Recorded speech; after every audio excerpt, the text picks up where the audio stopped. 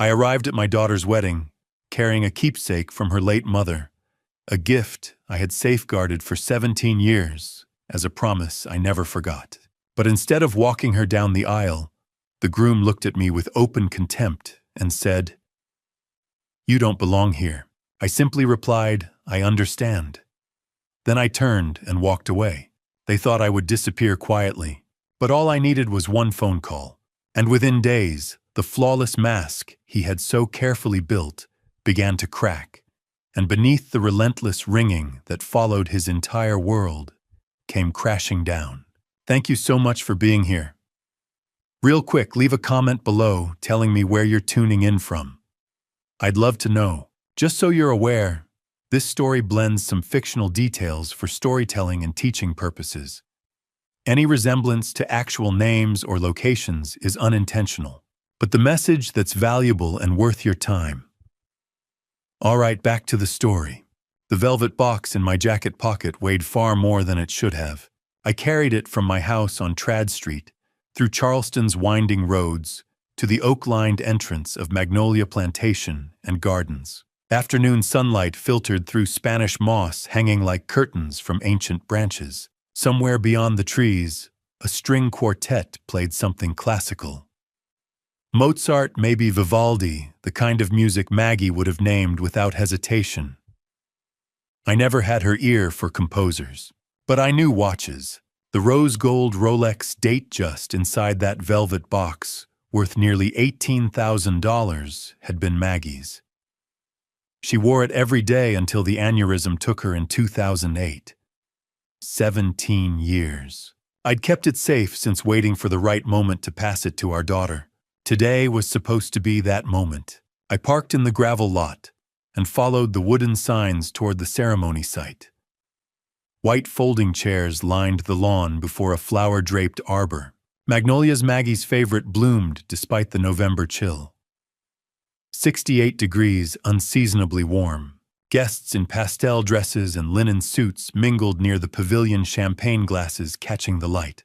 I straightened my navy jacket and approached the check-in table. A young woman with a headset smiled up at me. Her name tag read, Chelsea. "Good afternoon. Name, please." "William Harrison I," said evenly. "Father of the bride." Her fingers moved across a tablet. She scrolled once, twice. Her smile faltered. "I'm sorry, could you repeat that?" "William Harrison. Harrison. My daughter is Sarah Harrison." "Yes, of course I have Sarah." Her voice tightened. "But I don't see your name on the guest list."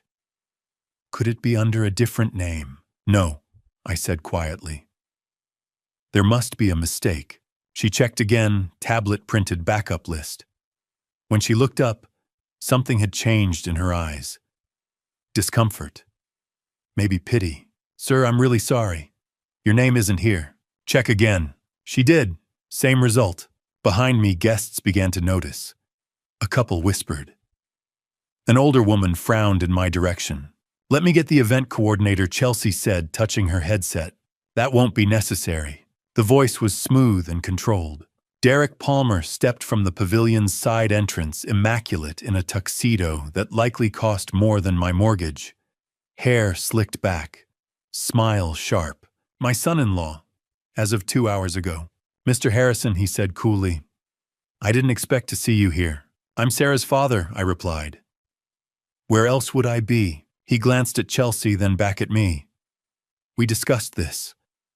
Sarah and I both agreed it would be best if you didn't attend, given your recent behavior." "My behavior, the phone calls, the accusations, the investigator."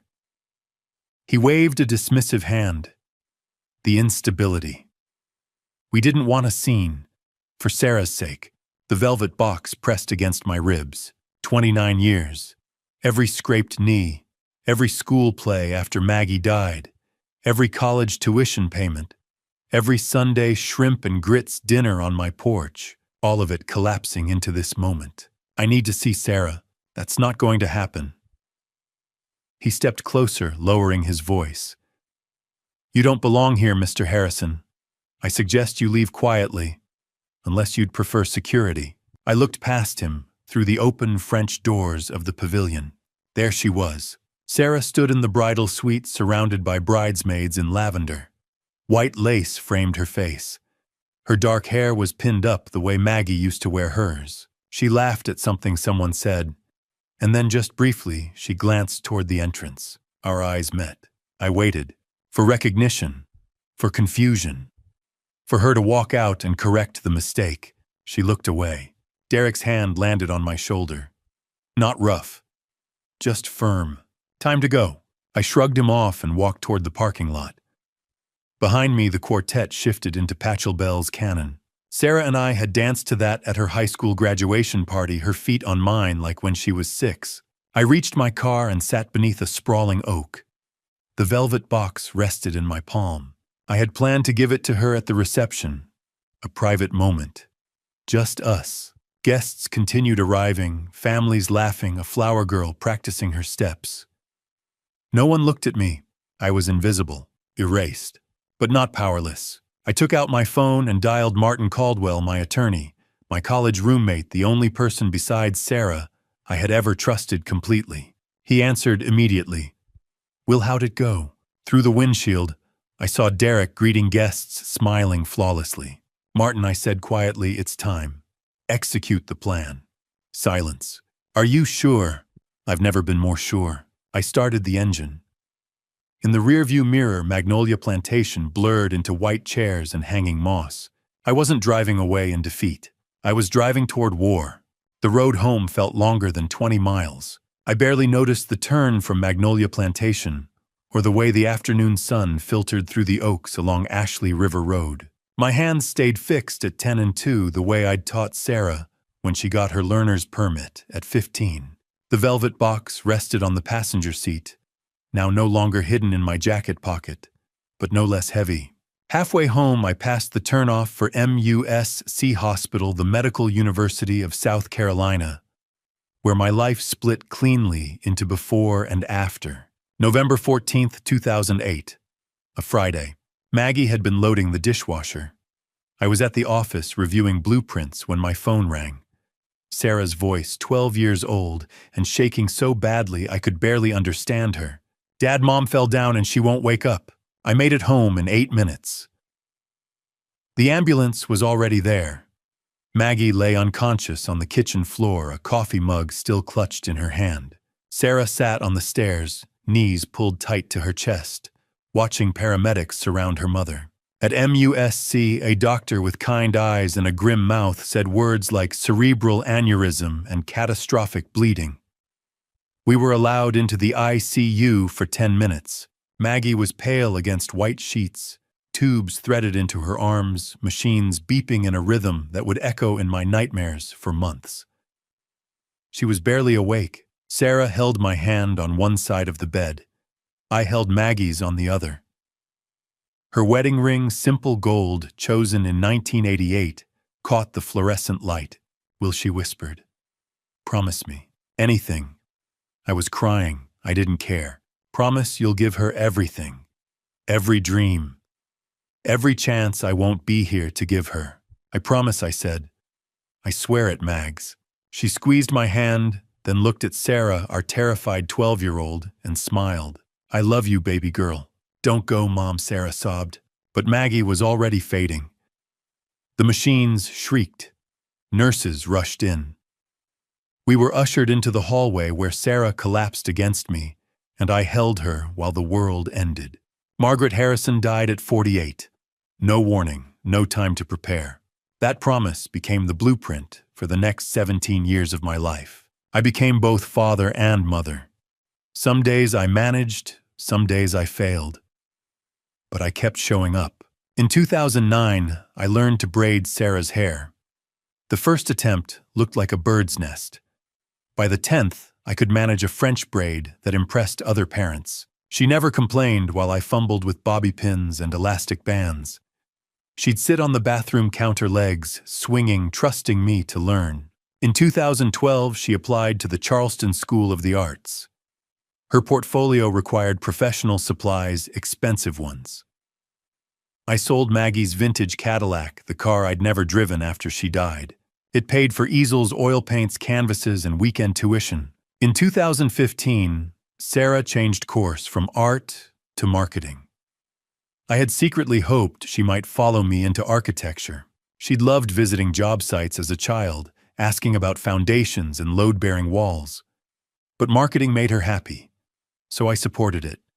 No lectures, no disappointment, just pride. College of Charleston 2016 to 2020. Tuition, housing, textbooks, groceries, late-night pizza during finals.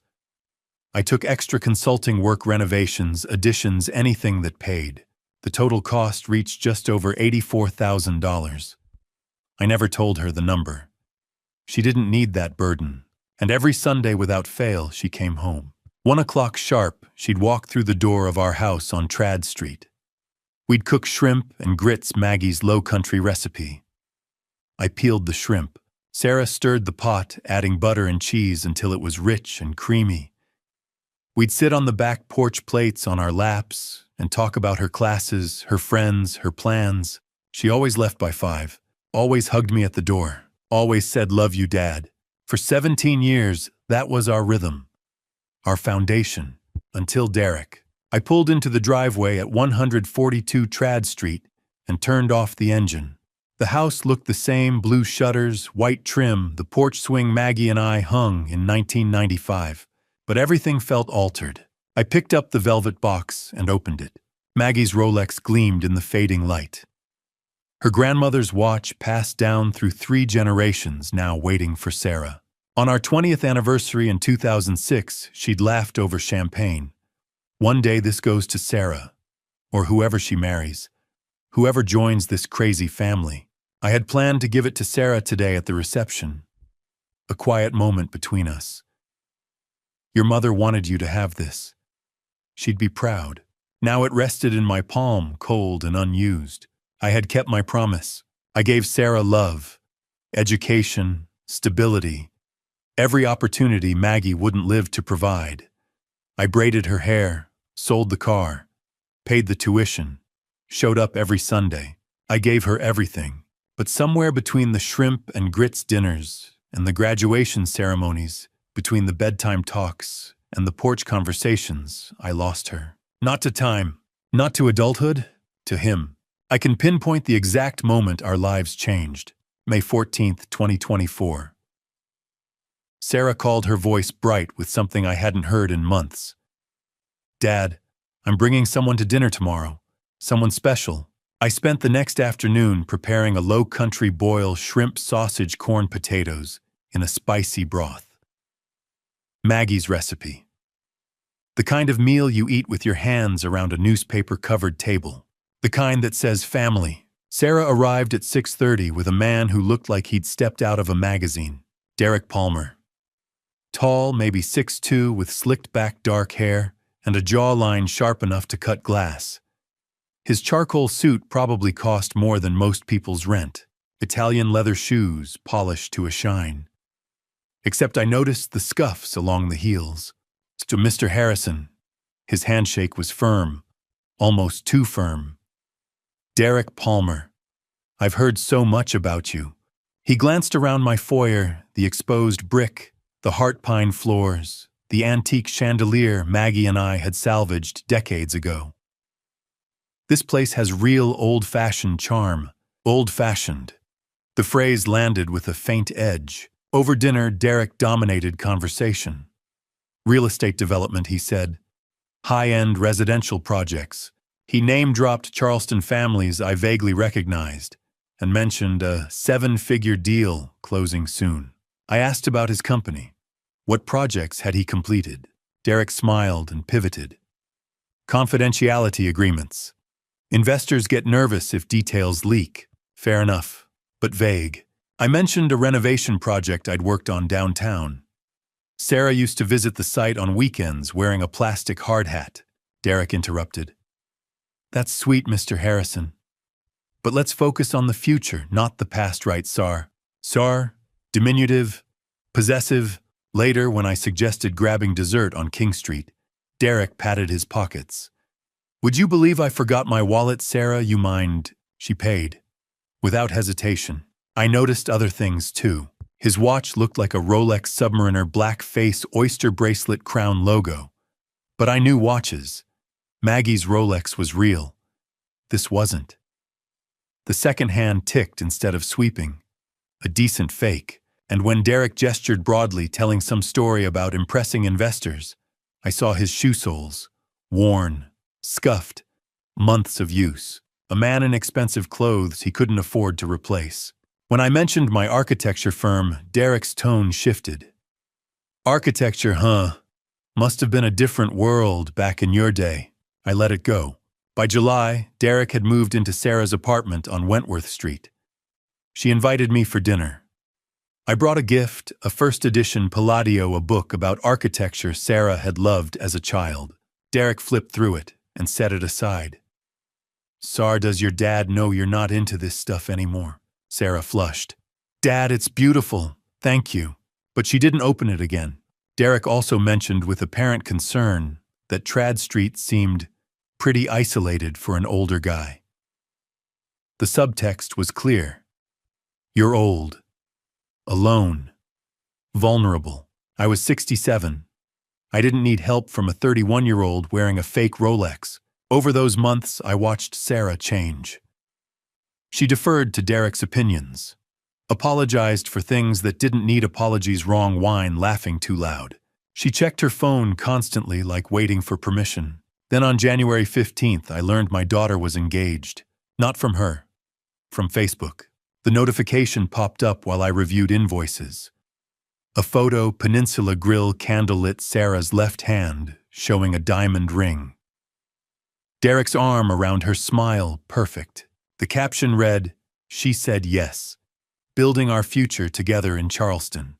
47 comments within an hour. Friends, co-workers, strangers offering congratulations. My name wasn't tagged. I called. She answered on the fourth ring, breathless. "Dad, did you see?" I forced warmth. "Congratulations, sweetheart. When did this happen?" "Yeah, tonight Derek proposed at Waterfront Park during sunset." "Are you happy?" "So happy, Dad." Derek's voice in the background. "Sar, we've got reservations. I have to go. We're celebrating. I'll call you tomorrow." She didn't. I sat in my study that night staring at the post. The fake Rolex. The scuffed shoes. The dismissive comments about my career, my home, my memories. The way Sarah had shrunk, quieter, smaller, always checking her phone. I told myself I was being paranoid. A protective father who couldn't let go, but every instinct I'd had was right. The condescension masked as concern. The vague answers about work. The way he'd rewritten Sarah's interests, her past, her relationship with me. The nickname that made her sound like a child.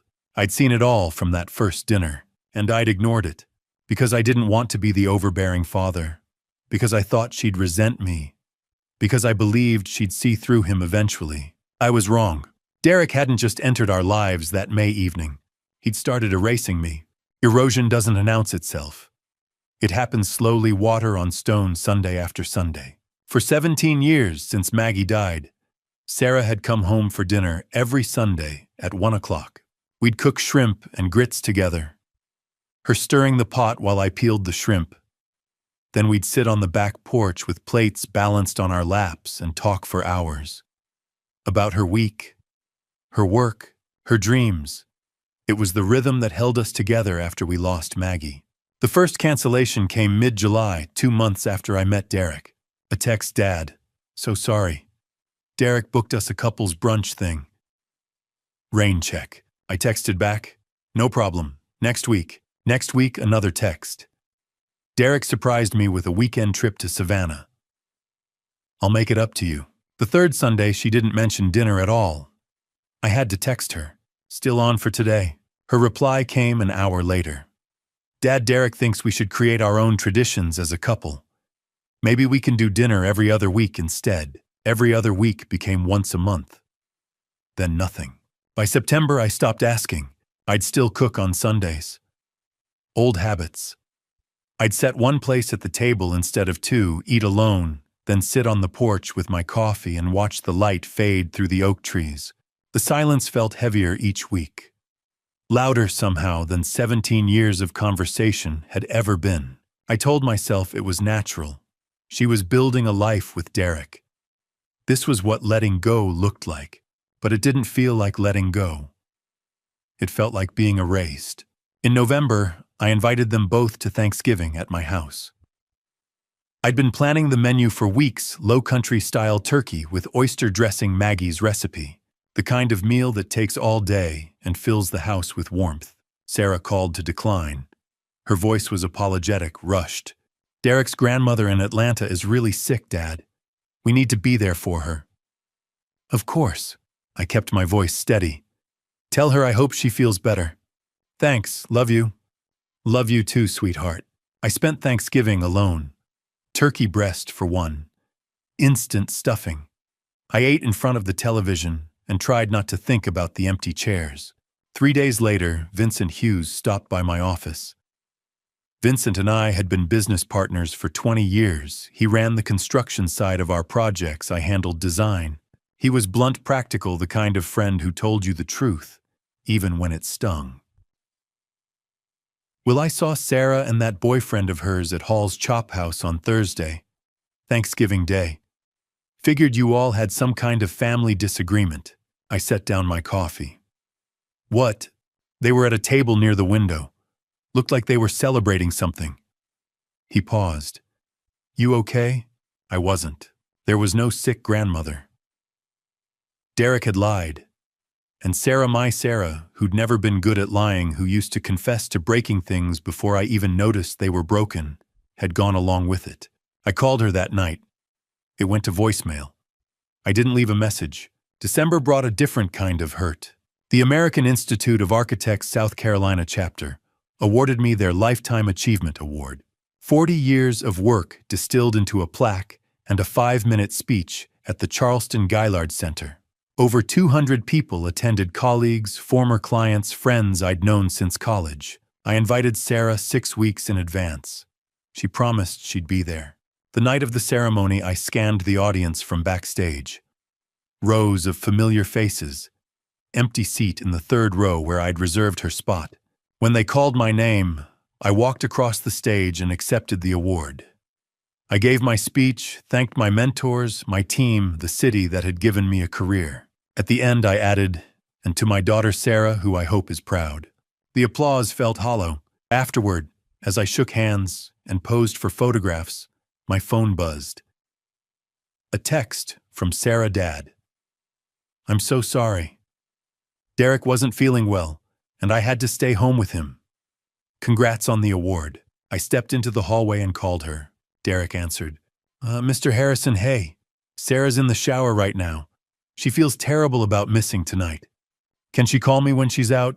"Absolutely, I'll let her know." She never called. Christmas was the final crack. Sarah came by on the 25th. 30 minutes. She brought a gift card to a bookstore, generic, impersonal, the kind of thing you give a coworker. Derek waited in the car. He didn't want to intrude on family time, she said. We sat in the living room. She checked her phone every 2 minutes. I gave her a framed photograph I'd found in a box in the attic, Sarah and Maggie at Folly Beach, summer of 2006. Sarah was 10, gap-toothed and sunburned, Maggie's arm around her shoulders. They were both laughing at something I'd said behind the camera. "This is beautiful, Dad, thank you." She set it on the coffee table without looking at it. 29 minutes and her phone buzzed. She glanced at the screen. "I should get going. Derek's waiting." I walked her to the door, hugged her. She felt smaller than I remembered. I stood on the porch and watched her car disappear down Trad Street. Inside, the framed photograph sat where she'd left it, untouched, forgotten. I'd become a stranger in my own daughter's life. Each canceled Sunday, each lie about sick grandmothers and surprise trips, each missed milestone. They were small things individually, easy to rationalize, easy to forgive, but together they were something else. I didn't realize I was witnessing a deliberate dismantling. 2 weeks after I learned about the engagement on Facebook, Sarah invited me to dinner. Dad, come over Friday night. Want to celebrate properly. 7 p.m. I bought a decent bottle of champagne, not extravagant, and wrapped the first edition Palladio I'd been saving. A 1738 book on classical architecture passed down from my grandfather to me. I'd always imagined giving it to Sarah when she started a family. I arrived at her Wentworth Street apartment at 7 sharp. Derek opened the door, crisp, button-down, practiced smile. "Mr. Harrison, come in." Sarah hurried out from the kitchen, flushed. The table was set for 5. 2 strangers, well-dressed, polished in their 60s, rose from the couch. "Dad, these are Derek's parents. Linda and Robert Palmer." I shook their hands. Linda's grip was limp. Robert's was firm but impersonal, like a networking handshake. "We've heard so much about you," Linda said pleasantly. Dinner was takeout from high cotton shrimp and grits, ironically, though not Maggie's recipe. Derek had plated it to look homemade, but I saw the restaurant bag near the trash. I tried to keep things warm. "Derek, did you ask for my blessing before you proposed?" He laughed lightly. "Mr. Harrison, that's a bit old-fashioned. Don't you think Sarah's her own woman? We decided together." Sarah flushed. "Dad, it's 2025. People don't really do that anymore." "Of course," I said evenly. "I'm just happy you're happy." The conversation shifted to wedding plans. I asked about the venue, the date. Sarah deferred every question to Derek. "He's handling most of it," she said. "November," Derek added. Magnolia Plantation. 200 guests. I set down my fork. "That's wonderful. I'd like to contribute. I've been saving. For years, I'd put aside $50,000 from consulting work and careful investments. It was meant for her wedding. Or a house. Whatever she needed." Derek waved a hand. "We've got it covered, Mr. Harrison." "No need. I insist. I want to be part of this." His smile tightened almost imperceptibly. "We appreciate that. But Sarah and I want this to be our day. We're handling it ourselves. You understand? Our day." It felt like a door closing. I looked at Sarah, waiting for her to say something, to include me, to remind him I was her father. She didn't. Robert cleared his throat. "Derek's always been very responsible with money." Linda smiled. "We're just thrilled for them." Their words felt rehearsed, polished. But I couldn't quite name why. I handed Sarah the wrapped book. She opened it carefully, her face lighting up. "Dad, this is beautiful." Derek glanced at it. "Very generous, Mr. Harrison.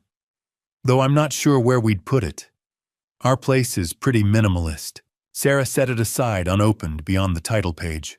After dinner, I stepped onto the small balcony for air. The February night was cool. Derek followed with a cigar. "Cigar. No thanks." He leaned against the railing. "Sarah's lucky to have you. I know this transition isn't easy." Transition. Like I was being phased out. "The ring's beautiful," I said. "Where'd you get it?" "Krogan's Jewel Box. King Street. Only the best for my girl."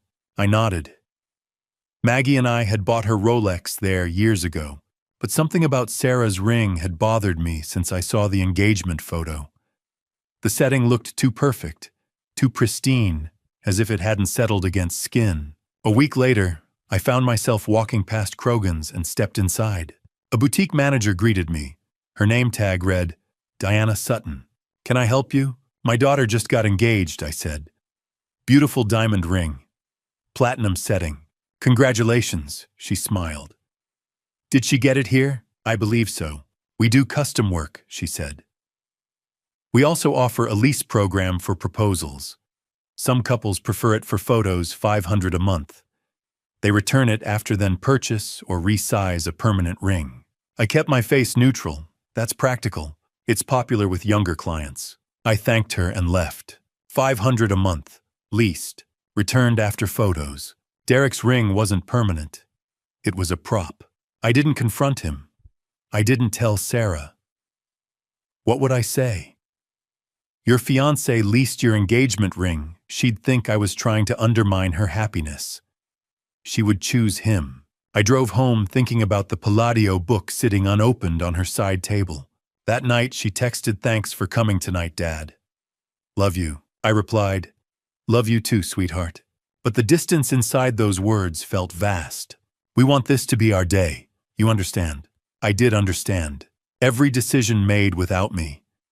Every question Sarah redirected to Derek. Every detail curated, controlled. My role shrinking from father to guest. I understood perfectly. I just didn't realize yet how thoroughly I was being erased. The call came on a Tuesday afternoon in June, the kind of call that makes your blood run cold.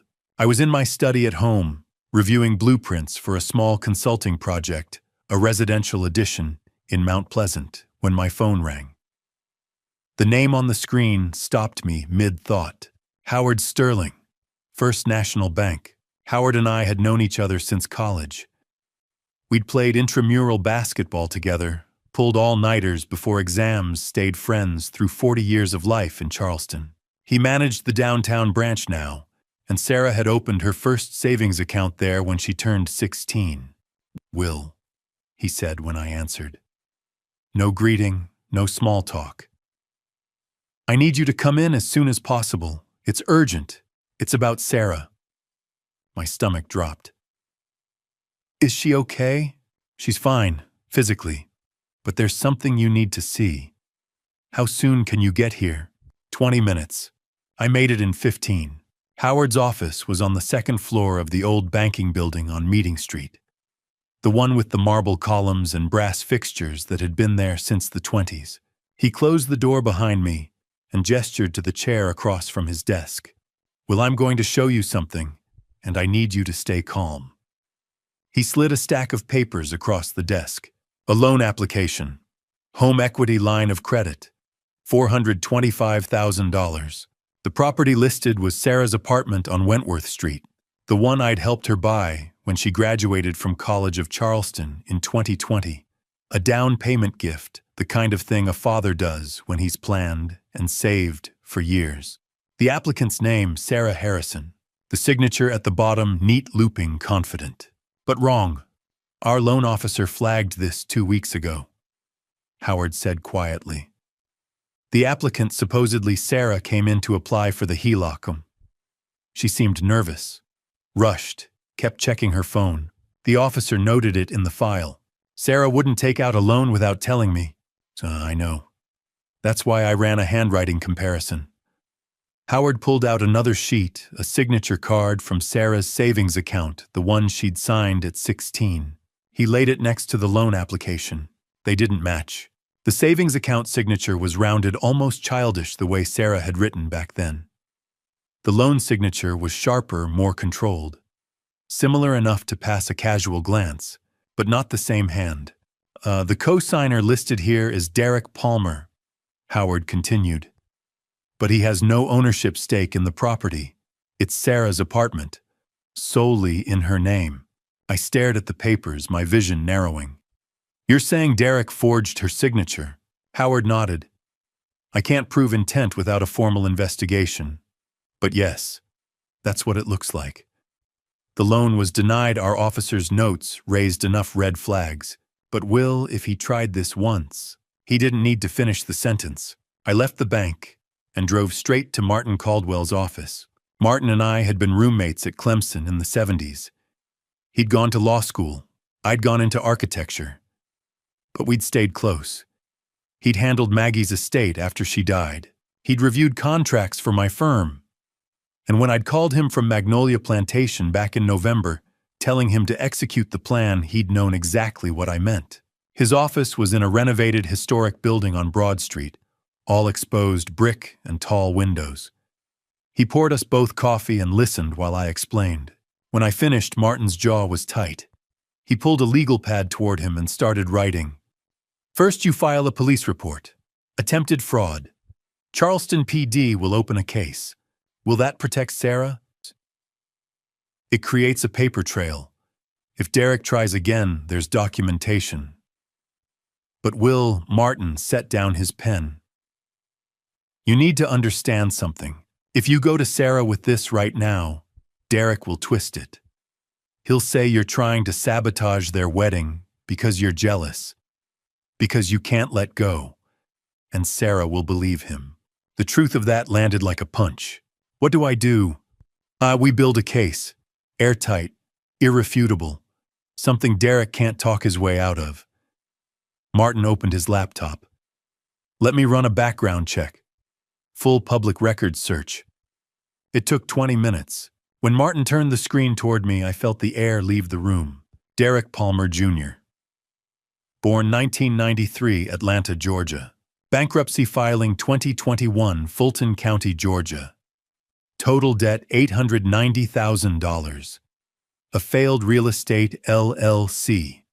Creditors unpaid. Personal credit cards maxed. Gambling debts. $265,000 owed across 3 casinos, one in Atlanta, one in Las Vegas, one in Biloxi, Mississippi. Professional license Georgia real estate suspended in 2022. Reason fraudulent misrepresentation and failure to disclose conflicts of interest. 4 limited liability companies registered between 2018 and 2022. All dissolved. All with outstanding debts. And then at the bottom of the search results, a restraining order. Filed in 2021, Seattle, Washington. Petitioner Andrea Nichols. Martin clicked the link. The court document loaded. I read it twice. Andrea Nichols, 32 years old at the time, alleged that Derek Palmer had defrauded her of $80,000, that he'd borrowed money under the pretense of a real estate investment, then disappeared, that he'd isolated her from her family, made her distrust her own judgment, controlled her finances. The language in the petition was clinical, legal. But one sentence stood out handwritten in the margins as a personal note to the judge. He isolated me from my family, made me doubt myself, then drained my savings. I stared at those words. Isolated me from my family. The Sunday dinners that stopped. The Thanksgiving lie. The award ceremony Sarah missed. The 30-minute Christmas visit. Made me doubt myself. Sarah apologizing for things that didn't need apologies. Checking her phone constantly. Deferring to Derek's opinions. Drained my savings. $425,000. Forged signature. Sarah's apartment as collateral. It was all there. The entire pattern. Laid out in black and white. Martin printed the document and handed it to me. Well, this guy's done this before. He'll do it again. We need to move fast. I need to tell Sarah. Not yet. Martin's voice was firm. She's already under his influence. You show her this now and Derek will convince her it's fake. That you hired someone to fabricate records. That you're obsessed with ruining her happiness. So what do I do? We hire a private investigator. Someone who can dig deeper than public records. Find out if there are other victims, other debts. Build a file so comprehensive that Derek can't deny it. Then when we have everything, we go to Sarah. Together. With proof he can't talk his way out of. I sat in my study that night long after midnight, surrounded by papers. The forged loan application. Martin's background check. Andrea Nichols's restraining order. In the ICU 17 years ago. Maggie made me promise to protect Sarah. Now I understood what that promise truly demanded, and I couldn't warn her. Because Derek had already made sure she wouldn't believe me. I'd spent 40 years designing buildings. Blueprints, load calculations, foundation work, systematic, methodical. Nothing left to chance. Now I'd designed Derek Palmer's downfall. I didn't plan to confront Derek. Martin had advised against it. Let me hire the investigator, he'd said after I'd left his office in June. We'll build an airtight case. When we have everything, we'll go to Sarah together. With proof Derek can't deny. But some decisions aren't about strategy. They're about conscience. If I was going to destroy this man, and I needed to give him one chance to walk away. One opportunity to do the right thing. Not for his sake. For mine. I texted him on a Wednesday morning. We need to talk. Man to man. Collective Coffee, King Street, 10 a.m. Thursday. His reply came 30 seconds later. Sure thing, Mr. H. See you there. That Mr. H, grated, casual, familiar, like we were friends. I arrived at Collective 15 minutes early. The coffee shop sat on a busy stretch of King Street, wedged between a boutique and a gallery. I ordered a black coffee and chose a table on the outdoor patio public enough that Derek couldn't make a scene private enough that we could talk. July in Charleston meant heat. Even at 10 in the morning, the temperature was climbing toward 82 degrees. Humid. The kind of day where your shirt stuck to your back before you'd walked a block. Derek arrived 10 minutes late. He wore sunglasses, expensive, mirrored, and a pale blue polo that looked like it cost more than my electric bill. He carried an iced latte condensation already dripping down the plastic cup. He slid into the chair across from me and smiled. "What's up, Mr. H. Sarah? Okay." The concern was performative, practiced. "Sarah's fine. This is about you." Derek spread his hands, still smiling. "I'm an open book." I pulled the manila folder from my bag and slid it across the table. Derek glanced at it, but didn't open it. "What's this?" "Open it!" He did, slowly, flipping through the pages with the same casual detachment he'd shown at every dinner, every conversation, every moment I'd tried to connect with him over the past year. The forged loan application, Howard Sterling's handwriting analysis, the bankruptcy filing from Georgia, $890,000 in debt. The casino collection notices $265,000 owed across 3 states. The suspended real estate license, Andrea Nichols's restraining order from Seattle. I let him look. Then I spoke. "I know who you are, Derek. Or should I say Derek Palmer Jr. I know about the bankruptcy, the gambling, Andrea Nichols, the forged loan application you tried to run through First National, using my daughter's signature." Derek set the papers down. His smile didn't falter. "Wow." He leaned back in his chair, shaking his head. "You really went full private detective on me, huh?" He laughed. Not nervously, not defensively. Just amused. "Mr. Harrison, this is sad. You hired someone to dig up my past because you can't handle Sarah having a life without you. You forged her signature to steal $425,000. That was a misunderstanding." His tone was smooth, unbothered. "The loan officer made a mistake. The whole thing was withdrawn. Because the bank caught you." Derek shrugged.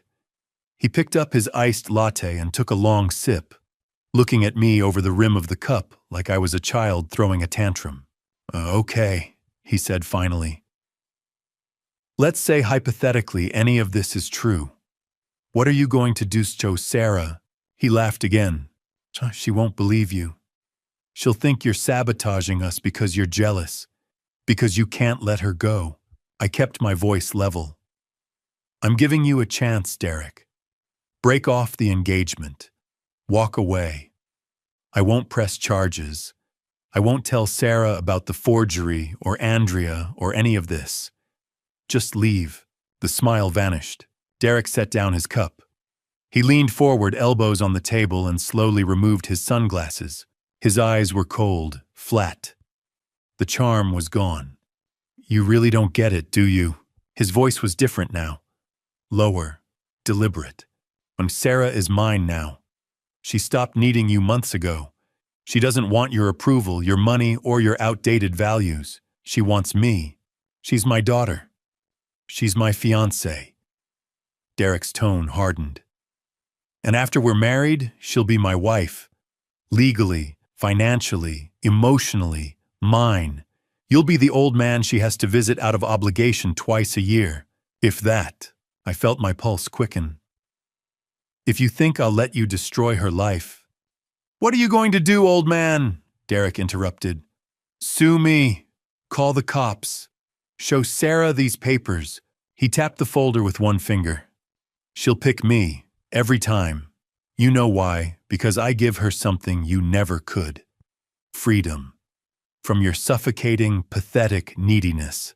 He stood, tossed his sunglasses onto the table. Then he leaned down close enough that I could smell his cologne expensive cloying. His voice dropped to a whisper low enough that the couple at the next table couldn't hear. "Here's what's going to happen, Mr. Harrison. You're going to stay out of our lives. You're going to smile at the wedding if we decide to invite you. And eventually, you're going to die alone in that big empty house on Trad Street, wondering where you went wrong."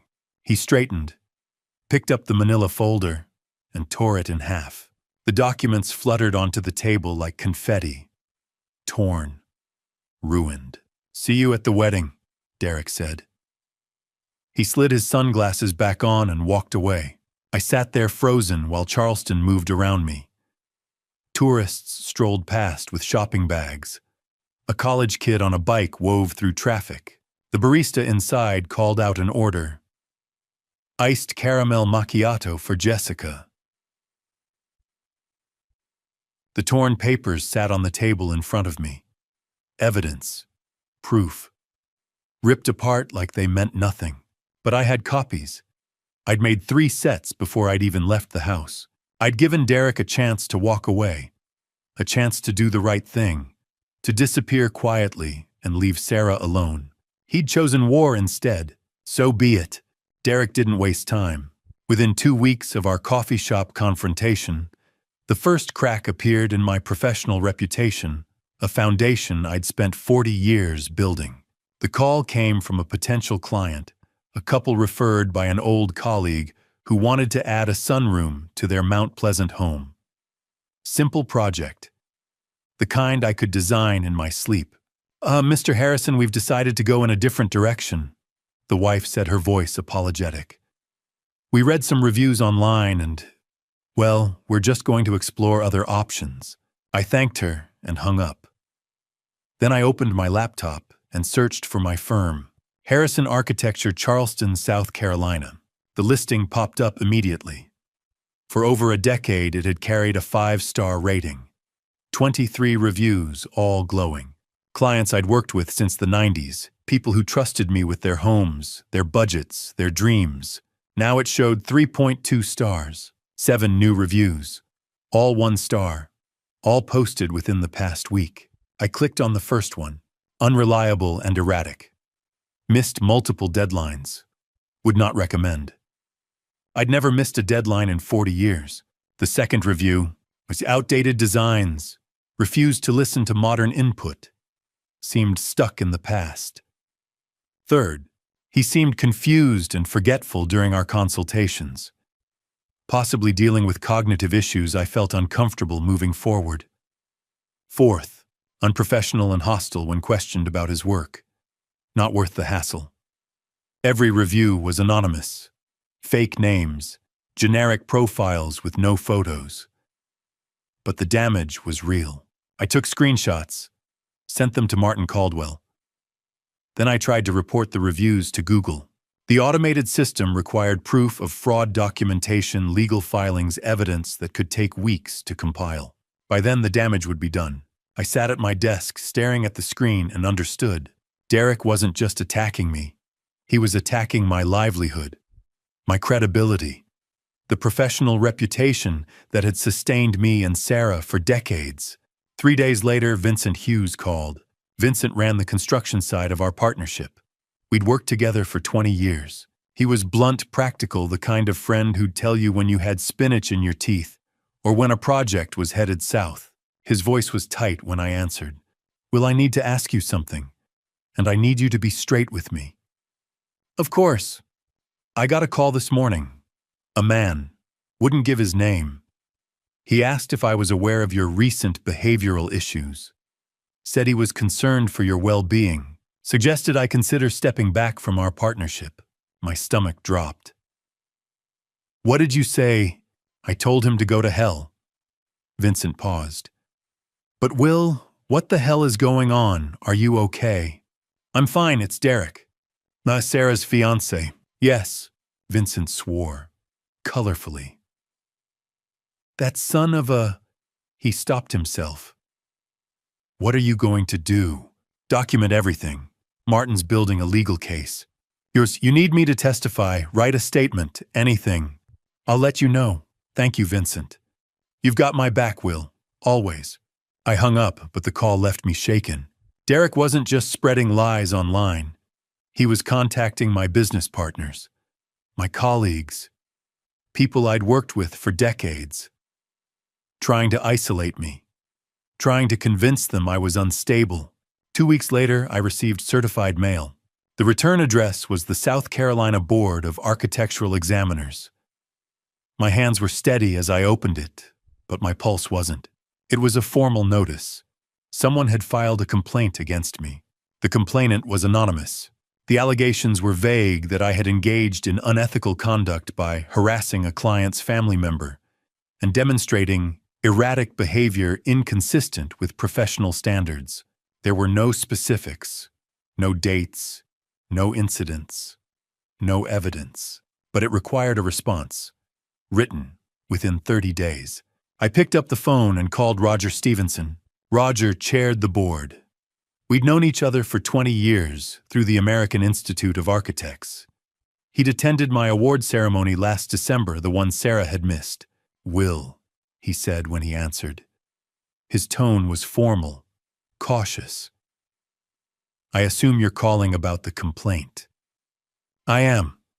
I can't discuss the details of an active investigation. You understand?" "And I do. But Roger, off the record, what the hell is this?" A pause. Then quieter. "Between us, it's strange. No specifics, no documentation, just vague accusations. I'd advise you to respond thoroughly. Provide character references. Make it clear this is baseless." "Do you believe it's baseless?" "Well, I've known you for 2 decades. I watched you build your firm from nothing. I've never seen you behave unethically or erratically." Another pause. "But I'm not the only person on this board. And an anonymous complaint still requires due process." I thanked him and hung up. I sat at my desk in my study, staring at the letter. Derek had done this. Filed a complaint he knew was false. Used phrases like harassing a client's family member, referring to himself to Sarah to make me sound dangerous. He was building a narrative, a story where I was the villain, the unstable, controlling father who couldn't accept that his daughter had moved on. If Sarah heard about this, and she'd believe it.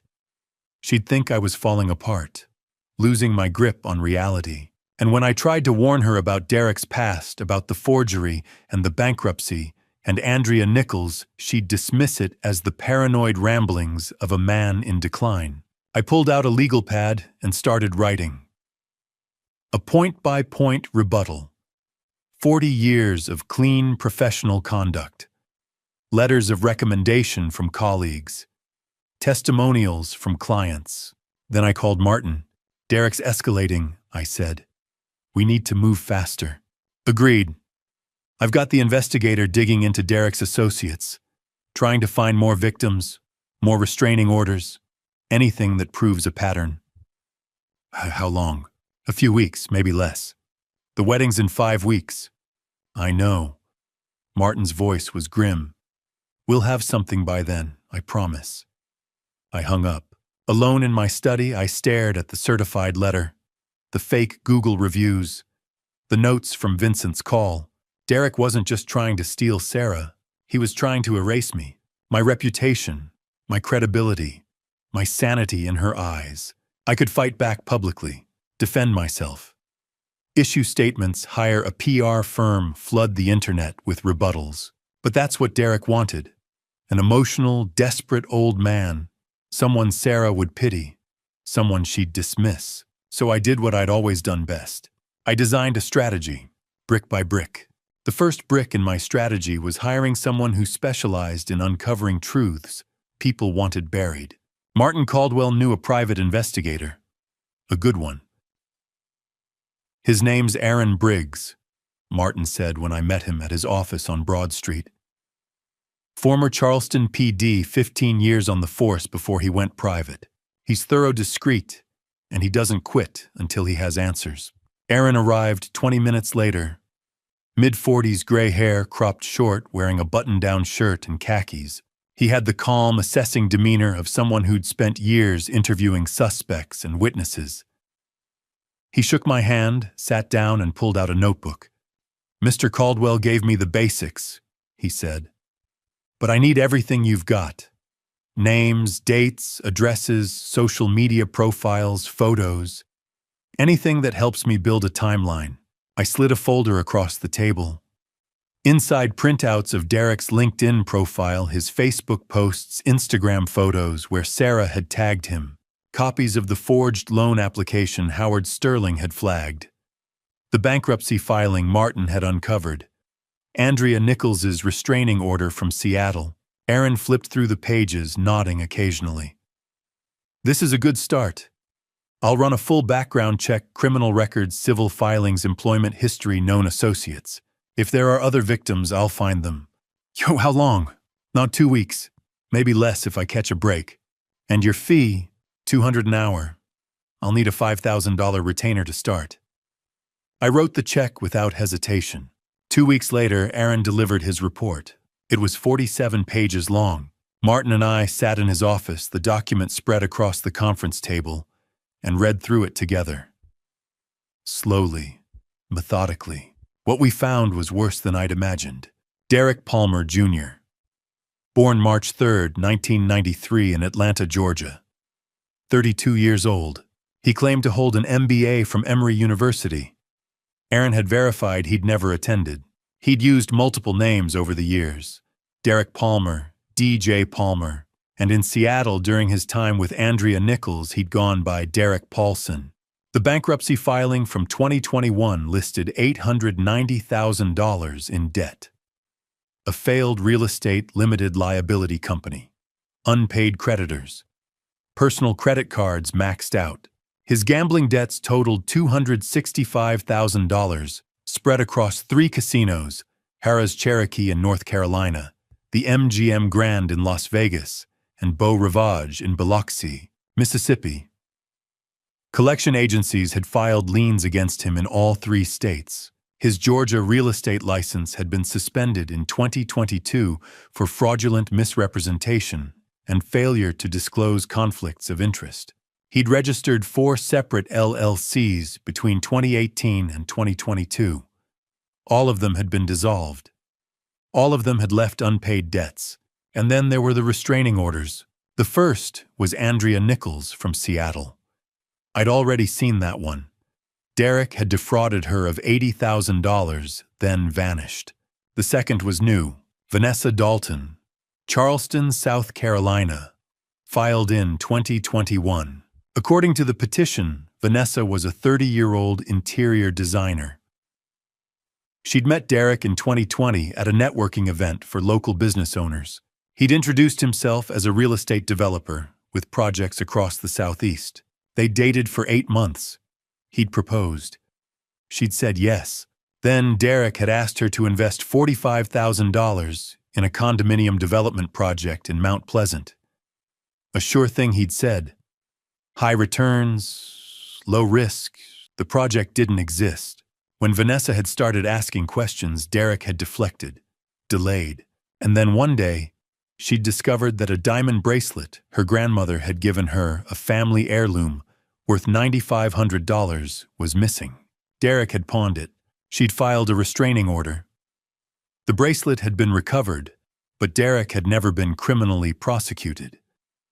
Vanessa hadn't pressed charges. She'd wanted to move on quietly, protect her business reputation. Aaron had interviewed her. He'd included her contact information in the report, along with a note subject willing to cooperate, willing to provide testimony if needed. And at the end of the section on Vanessa Dalton, Aaron had attached a sworn statement she'd written.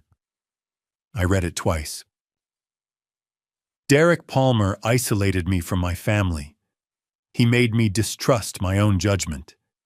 He systematically drained my savings, and when I discovered the truth, he disappeared. I filed a restraining order to protect myself. If Sarah Harrison is engaged to this man, she is in danger. I am willing to speak with her father, provide documentation, and testify if necessary. I set the report down. Martin was watching me. This is it, Will. This is the proof.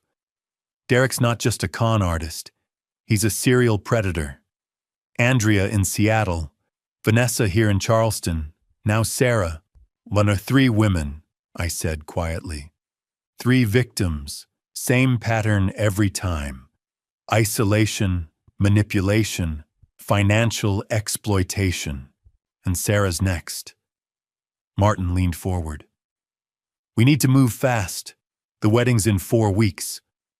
I picked up Vanessa's statement and read it again. If Sarah is engaged to this man, she is in danger. I thought about Sarah, the Sunday dinners that had stopped, the award ceremony she'd missed, the 30-minute Christmas visit, the way she'd deferred to Derek at every turn, the way she'd apologized for things that didn't need apologies. She was already isolated, already doubting herself. The financial exploitation had already started. Derek had tried to forge her signature for $425,000. Vanessa Dalton had been in Sarah's exact position 3 years ago, and she'd barely escaped. I pulled out my phone and looked at Martin.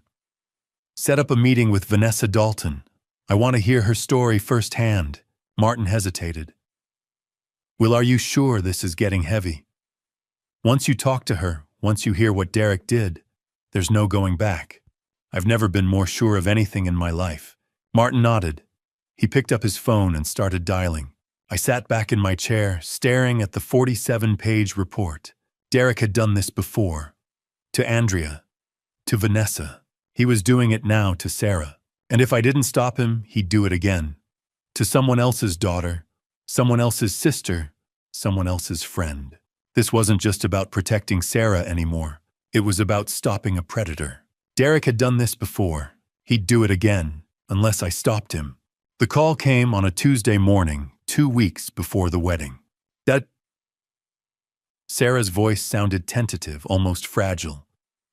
Are you free for lunch tomorrow? I'd really like to talk. For the first time in months, hope flickered in my chest.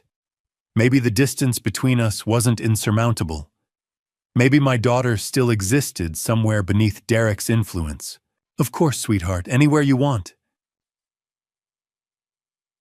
How about 39 Rue de Jean, 1 o'clock? I arrived 15 minutes early, which gave me time to study the restaurant. 39 Rue de Jean sat on John Street in the Upper King area, a bustling French bistro with sidewalk tables and floor-to-ceiling windows. Inside, the lunch crowd filled every table: lawyers from nearby firms, tourists with shopping bags, couples sharing mussels and crusty bread. Sarah and Derek were already seated at a corner table visible to half the dining room. That should have been my first warning. Sarah stood, gave me a brief hug that felt choreographed. She wore a pale blue dress I'd never seen before, and her engagement ring caught the light as she gestured toward the empty chair. Thanks for coming. Derek rose, extended his hand with that practiced smile. Mr. Harrison, good to see you. I shook his hand because refusing would have made me look petty. His grip was firm, confident. The grip of someone who believed he'd already won. We ordered steak frites for me, niçoise salad for Sarah, duck confit for Derek. The waiter brought bread, and for a few minutes we made small talk about the weather, the restaurant, nothing that mattered. Then Derek leaned forward, his expression shifting to something that looked like concern. Just William, he said, using my first name with false intimacy. Sarah and I wanted to talk to you because we're worried. I set down my water glass. Worried about what? About you, Dad? Sarah's voice was soft, almost pitying. We've noticed some things lately. Forgetfulness, mood swings. My jaw tightened. I'm 68 years old, Sarah. I'm not forgetful. The Google reviews for your firm, Derek continued smoothly. Several clients have mentioned concerns about missed deadlines, confusion during meetings, and that complaint to the architectural board.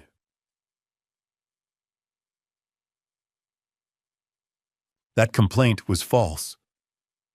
My voice rose slightly. A woman at the next table glanced over. It was an anonymous attack with no merit. So of course you'd see it that way. Derek's tone remained gentle, reasonable.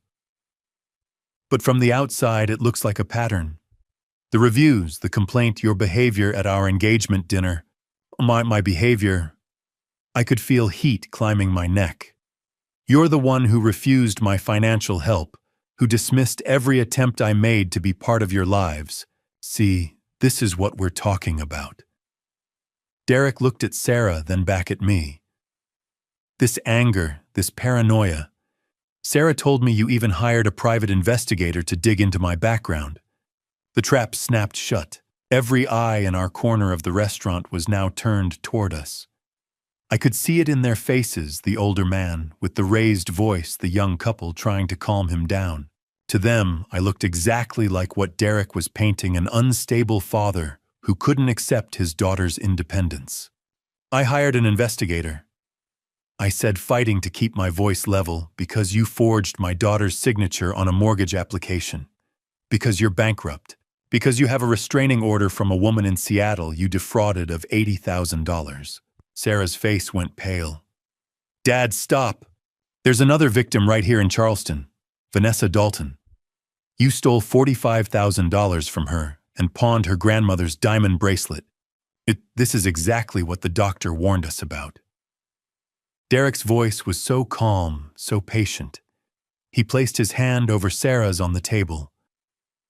Elaborate delusions, false accusations. It's textbook. What doctor? I stared at my daughter. Sarah listened to me. I can't do this. Sarah stood abruptly, her chair scraping against the floor. I can't keep letting you hurt me like this. She rushed toward the door. I threw my napkin on the table and followed, aware of dozens of eyes tracking my movement, of whispered conversations erupting behind me. Outside on the sidewalk, John Street was busy with midday traffic. Sarah stood near the corner, arms wrapped around herself. Sarah, please. I reached for her arm, and she flinched. The flinch cut deeper than any words could. Everything I said in there is true. I have documentation, police reports, sworn statements from 2 women. Derek victimized exactly the way he's victimizing you. You hired a private investigator. Her eyes were wet, but her voice was steel. You've been spying on my fiancé, digging up lies to try to ruin my wedding. They're not lies. Vanessa Dalton is willing to testify. Andrea Nichols in Seattle filed a restraining order.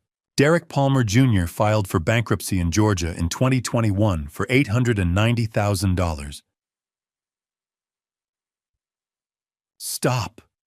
She held up both hands. Just stop. Do you hear yourself? Do you hear how crazy this sounds? And Sarah, I'm your father. I've spent 29 years protecting you.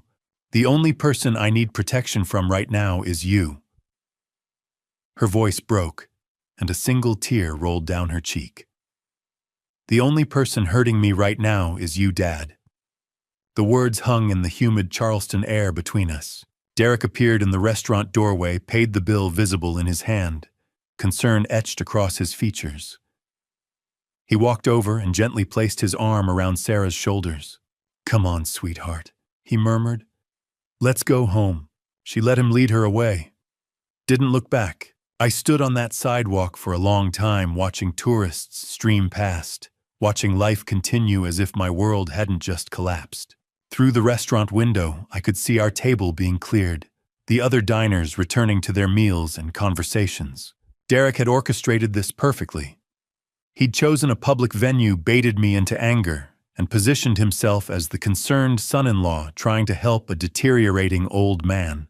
And now, in the eyes of everyone who mattered, including my daughter, I wasn't a father trying to save his child. I was a paranoid old man who couldn't accept that his daughter had grown up and moved on. The trap had closed, and I was the only one who could see the bars. 3 days before the wedding, my daughter called to uninvite me. I was in my study at 142 Trad Street when the phone rang Thursday evening. The last amber light filtered through the live oak outside, stretching long shadows across the floor. November in Charleston meant cooler air, open windows, the faint hum of cicadas without the weight of summer heat. "Dad." Sarah's voice sounded rehearsed. "Do you have a minute?" "Always." I set down the architectural journal I hadn't been reading. "How are the wedding preparations?" A pause. "That's actually why I'm calling. Derek and I talked, and we don't think it's a good idea for you to come to the wedding." The words hit exactly where I'd feared they would. "Sarah, please just listen." Her tone was controlled. "Your behavior these past months has been concerning. The accusations at lunch, hiring a private investigator, the things you've said about Derek. We're worried about your mental state." "My mental state is fine. Everything I told you was true." "That's exactly it," she said. "These delusions, these conspiracy theories. We can't have you there if you're going to cause a scene." I closed my eyes. Derek's language delivered in my daughter's voice. "Is this what you want?" I asked quietly. "Or what Derek wants? This is what's best for everyone. For me, for Derek, for you. We think you need professional help. And until you get it, I raised you for 29 years, I said, my voice breaking despite myself. After your mother died, I gave you everything. I kept every promise I made to her. I've never let you down. I know you believe that," she said softly. The gentleness hurt more than anger. "I know you think you're protecting me, but you're pushing me away. You're making me choose between my father and my future husband, and I." She inhaled. "I choose Derek." "Sarah, please." "I love you, Dad, but you can't come. I'm sorry." The line went dead. I sat in the dimming room, phone still against my ear. Outside, a car passed. A dog barked down the block. The world kept moving, indifferent to the fact that mine had just fractured again. Eventually I stood. The velvet box waited on the entry table. I opened it beneath the lamp. Maggie's watch gleamed against cream silk. I could still see it on her wrist, the last morning, November 14th, 2008, when she tied Sarah's shoes and laughed at something our 12-year-old said. 6 hours later, she was gone. "Promise me you'll take care of her," Maggie had whispered in the ICU, her hand already cooling in mine. "Give her everything." What would she want me to do? The answer was immediate fight. I had built my life around it, the way I built buildings, carefully, deliberately, love as foundation. But Derek Palmer had dismantled it. Not with force, but with whispers. Doubt. Isolation. He had convinced my daughter that I was unstable. He had stolen her trust, the way he stole from Vanessa Dalton, from Andrea Nichols, from others I was still uncovering. And Sarah couldn't see it. She was walking toward him willingly, ready to bind her life to a predator. I looked at Maggie's photograph on the mantel our wedding day in 1988, young and certain. What would she want me to do? The answer was immediate. Fight. I dialed Martin Caldwell. "William," he answered quickly. "Everything all right?" "They uninvited me. Sarah just called." A pause. "I'm sorry. I'm going anyway." "William, that's not wise. If you show up uninvited, they could remove you. It could be trespassing." "I won't cause a scene," I said.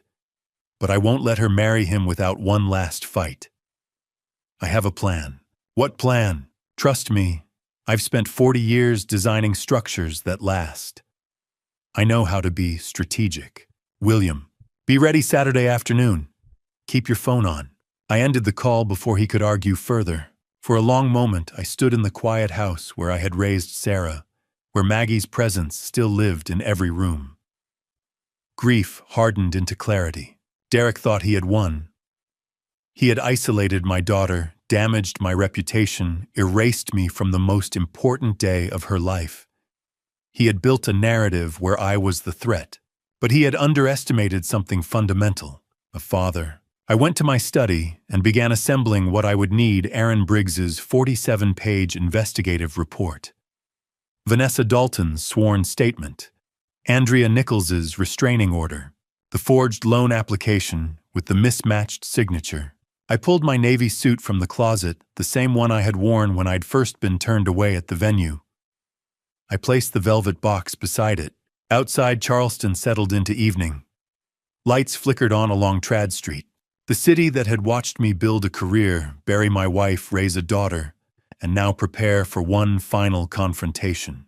I had been erased from my daughter's wedding, so I did the only thing left to do. I crashed it. 4 days after the wedding, Derek Palmer tried to bury me. I'd spent those days in a strange limbo. After security escorted me from Magnolia Plantation, after Derek's cold dismissal, after I'd glimpsed Sarah in her white dress, after I'd driven home with Maggie's Rolex still in its box, I'd returned to 142 Trad Street and waited. 4 days of silence. No call from Sarah, no text, nothing. Martin and I had agreed to hold our evidence in reserve, waiting for the right moment. We had everything ready. Aaron Briggs's 47-page report, Vanessa Dalton's sworn statement, Andrea Nichols's restraining order, the forged loan application, with its mismatched signature. Then Wednesday morning, November 19th, my phone rang at 9:45. "William," Martin's voice was tight. "You need to see this. I'm sending you a link." The Facebook post loaded slowly on my laptop screen, and with each line that appeared, my chest tightened. Derek Palmer, November 19th, 2025 at 7:03 a.m. I need to share something difficult about my father-in-law, William Harrison. Sarah and I just returned from our honeymoon, and I've been wrestling with whether to post this publicly.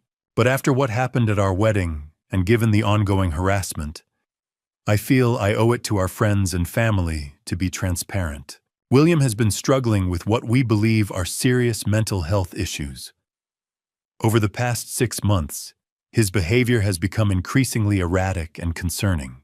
He's made wild accusations about my background, claiming I'm bankrupt, that I've defrauded people, that I forged Sarah's signature on financial documents. None of this is true. He hired a private investigator to follow me. He ambushed me at a coffee shop with a folder of what he called evidence printouts from the internet conspiracy theories, completely fabricated claims. Last Saturday, despite being asked not to attend our wedding for everyone's safety, he showed up anyway. He was escorted from the premises by security after frightening several guests with his agitation. I'm sharing this screenshot of just a portion of his call history to me over the past 2 weeks. This is harassment. Below the text was an image, a phone screenshot, showing a call log. My name appeared 17 times, all marked as missed calls, spanning from November 1st through the morning of the wedding. 17 calls. I stared at that number. I'd called Derek exactly 3 times in the past 6 months, once after discovering the forged loan, once to arrange our confrontation at Collective Coffee, and once the day before the wedding to make a final plea. 3 calls, not 17. The post continued. Sarah is heartbroken. She loves her father, but she's also terrified of him. We've consulted with a therapist who specializes in elder mental health issues, and we're exploring options for getting William the help he needs. If you're reading this, please don't attack or shame William. He's not well. What he needs is compassion and professional intervention. But I also need to protect my wife, and I can't let these false accusations continue to damage our reputation and our peace. Thank you for your support during this difficult time. Below the post, 22,147 shares. 8,502 comments. I scrolled through the comments, each one a small knife. Poor Sarah, imagine your own father ruining your wedding day. This man is clearly mentally ill. Someone needs to call Adult Protective Services. Narcissistic parents can't handle their kids growing up. My dad pulled the same thing at my wedding. Derek, you're handling this with so much grace. Praying for your family. I hope he gets the help he needs before he hurts someone. This is elder abuse in reverse, when the elderly parent becomes the abuser. A few voices pushed back. Something about this feels off. Why post this publicly instead of handling it privately? I know William Harrison. He's a respected architect. This doesn't sound like him. But those comments were buried under thousands of others drowned in a tide of sympathy for Derek and pity or contempt for me. I sat back in my chair, the laptop screen blurring. Derek had done it. He'd weaponized social media with surgical precision, transforming himself into the concerned son-in-law and me into the deranged father. The fake call log was genius, specific enough to seem credible, excessive enough to paint me as obsessive, and 22,000 people had shared his lie. My phone rang. Martin again. "You saw it," he said. "I saw it. You know that call log is fabricated. You've called him 3 times. I can pull your phone records right now and prove it." "I know." "William, if we don't respond to this, it becomes the truth. By tomorrow, every person in Charleston will believe you're mentally unstable. This will follow you for the rest of your life." I closed my eyes. Through my study window, I could see Trad Street, the historic homes, the palmetto trees, the city I'd built a life in. How many of my neighbors had already seen Derek's post? How many former clients, colleagues, friends? "What do you recommend?" I asked quietly. "We release everything, tonight. A detailed response post with every piece of evidence. Aaron's full report. Vanessa's sworn statement, Andrea's restraining order, the forged loan documents, your actual call records. An expert analysis of that fake screenshot. We tag the Charleston Post and Courier local news stations. We make this impossible to ignore. If I do, that Sarah will see it. She'll see me publicly accusing her husband of fraud, bankruptcy, harassment of other women. She already believes Derek's version, William. He's made sure of that. At least this way the truth is on the record. At least this way, when she's ready to see it, if she's ever ready, the evidence will be there. I thought of Sarah's voice on the phone 4 days ago.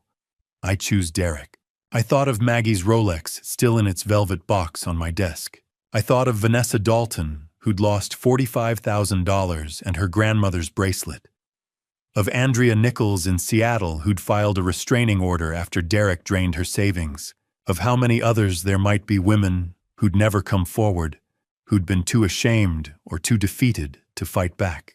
Derek had spent months constructing a narrative in which I was the villain. He'd isolated my daughter, destroyed my reputation, and now with one viral post, he'd convinced thousands of strangers that I was dangerous. But he'd made a critical mistake. He'd fabricated evidence, and fabricated evidence could be disproven. "Draft the post," I told Martin. "Include everything. The bankruptcy filing, the restraining orders, the forged signature analysis, the real call logs. Make it detailed. Make it undeniable." "You're sure?" I looked at Derek's post on my screen, at his carefully crafted lies, at the 22,000 people who'd believed him. "I didn't want to do this publicly," I said. "I wanted to handle this privately to protect Sarah from the fallout. But Derek took that choice away from me." I opened the folder on my desk, the 47-page report, the sworn statements, the documentation I'd spent months gathering. Derek threw the first punch. I said, my voice steadier now. "Now it's my turn." I hit post at 7:43 p.m. on Wednesday night, and then I sat back in my chair and waited for the world to respond. Martin stood beside me in my study at 142 Trad Street, his hand resting on the back of my chair as we both stared at the screen. The post was simple, no theatrics, no emotional appeals, just a straightforward statement followed by a link. "I'm William Harrison, father of Sarah Harrison Palmer. Yesterday, my son-in-law, Derek Palmer, posted a statement about me that contained multiple fabrications. I didn't want to address this publicly, but I believe transparency is the only path forward. Below is a link to a Google Drive folder containing documented evidence. I encourage everyone to review it and draw your own conclusions." The Google Drive link led to 6 organized folders containing Derek Palmer Jr.'s bankruptcy filing from 2021 showing $890,000 in discharged debt, 2 restraining orders from Andrea Nichols in Seattle and Vanessa Dalton in Charleston, detailing fraud totaling $125,000, the forged home equity loan application, on Sarah's apartment, with certified handwriting analysis proving the signature mismatch. My actual phone records showing only 3 calls to Derek versus his fabricated 17 forensic analysis of his fake screenshot with pixel-level evidence of digital manipulation, and a redacted version of Aaron Briggs's 47-page investigative report documenting Derek's pattern of targeting women, isolating them, and systematically draining their finances. At the bottom of my post, I'd written, "I didn't want this to be public. I wanted to protect my daughter from this pain. But Derek Palmer left me no choice when he weaponized social media to destroy my reputation. These women deserve to be heard. My daughter deserves to know the truth about the man she married." The documentation speaks for itself. Within 15 minutes, the post had 200 shares. Within an hour, 3,500. My phone started ringing at 8:30 and didn't stop. Former clients, colleagues, neighbors, all wanting to know if they could help, if Sarah was safe. Martin fielded calls from 3 different reporters before midnight. I turned off my phone at 1 a.m. and tried to sleep. But every time I closed my eyes, I saw Derek's fake call log, saw the 22,000 people who'd believed his lies, and wondered if Sarah was reading my evidence right now, if any of it would penetrate the wall he'd built around her mind. When I woke Thursday morning, November 20th, and checked my laptop, my post had been shared 35,000 times, nearly 13,000 more than Derek's original attack. The comment section had transformed overnight. "I knew something was off about that first post," someone wrote. "Those bankruptcy documents don't lie. $890,000. That's not bad luck. That's a pattern." A woman had written, "My father tried to warn me about my ex-husband too, and I didn't listen. I hope Sarah sees this before it's too late." Several people apologized directly. "Mr. Harrison, I shared Derek's post yesterday. I'm sorry I didn't wait to hear your side." There were still defenders of Derek's scattered voices insisting that documents could be fabricated, but they were drowned out by people who'd actually opened the Google Drive and read the restraining orders and seen the forensic analysis of the fake screenshot. The Charleston Post and Courier had published a story. Local architect releases extensive evidence against son-in-law following viral dispute. 2 local news stations sent interview requests, which I declined through Martin. I didn't want to be the face of this story. I wanted the evidence to speak for itself. By mid-morning, a Reddit thread had dissected every document with users claiming expertise in bankruptcy law and forensic photography, weighing in to confirm authenticity. A Twitter hashtag started trending in Charleston, #truth about Derek Palmer. Derek's response came at 10:15 a.m. His original viral post had been deleted. I'd taken screenshots the night before, and so had thousands of others, and in its place he'd posted a brief defensive statement. "The documents being circulated are taken out of context and represent a coordinated attack on my character. I'm consulting with my attorney and will have a full response soon." The comments on his new post were brutal. "What context makes bankruptcy fraud okay?" someone asked. "Delete this too, coward," another wrote. He was being ratioed in real time, his carefully constructed image crumbling with every refresh. By noon, Vincent Hughes called to say that Derek's employer, a mid-sized real estate firm in Charleston, had placed him on administrative leave pending an internal investigation. 2 clients had already pulled their contracts. The architecture board complaint against me, orchestrated by Derek with anonymous accusations, had been formally withdrawn after the chairman reviewed my evidence and called to apologize personally. I sat in my study watching the dominoes fall, and I felt no triumph. Only a bone-deep exhaustion and a gnawing worry about Sarah. She hadn't called, hadn't texted. In all the thousands of comments, I hadn't seen a single word from her. Was she reading this? Did she believe it? Or had Derek convinced her that I'd somehow fabricated 800 pages of court documents and forensic analysis? Then, at 2:30 Thursday afternoon, a new post appeared that changed everything. Vanessa Dalton had decided to speak. Her post began with a professional headshot and an introduction. "My name is Vanessa Dalton. I'm a 34-year-old interior designer here in Charleston, South Carolina. In the spring of 2021, I met Derek Palmer at a gallery opening downtown. He was charming, attentive, successful. Within 6 months, I'd given him $45,000 for a condo development opportunity that never existed. My grandmother's diamond bracelet, a family heirloom worth $9,500, was pawned without my knowledge. When I confronted him, he told me I was remembering things wrong, that I was being paranoid and irrational. He isolated me from my family, monitored my phone, made me feel like I was losing my mind. It took me months to recognize what was happening, and when I finally obtained a restraining order, I thought I was the only one. I thought I was uniquely foolish.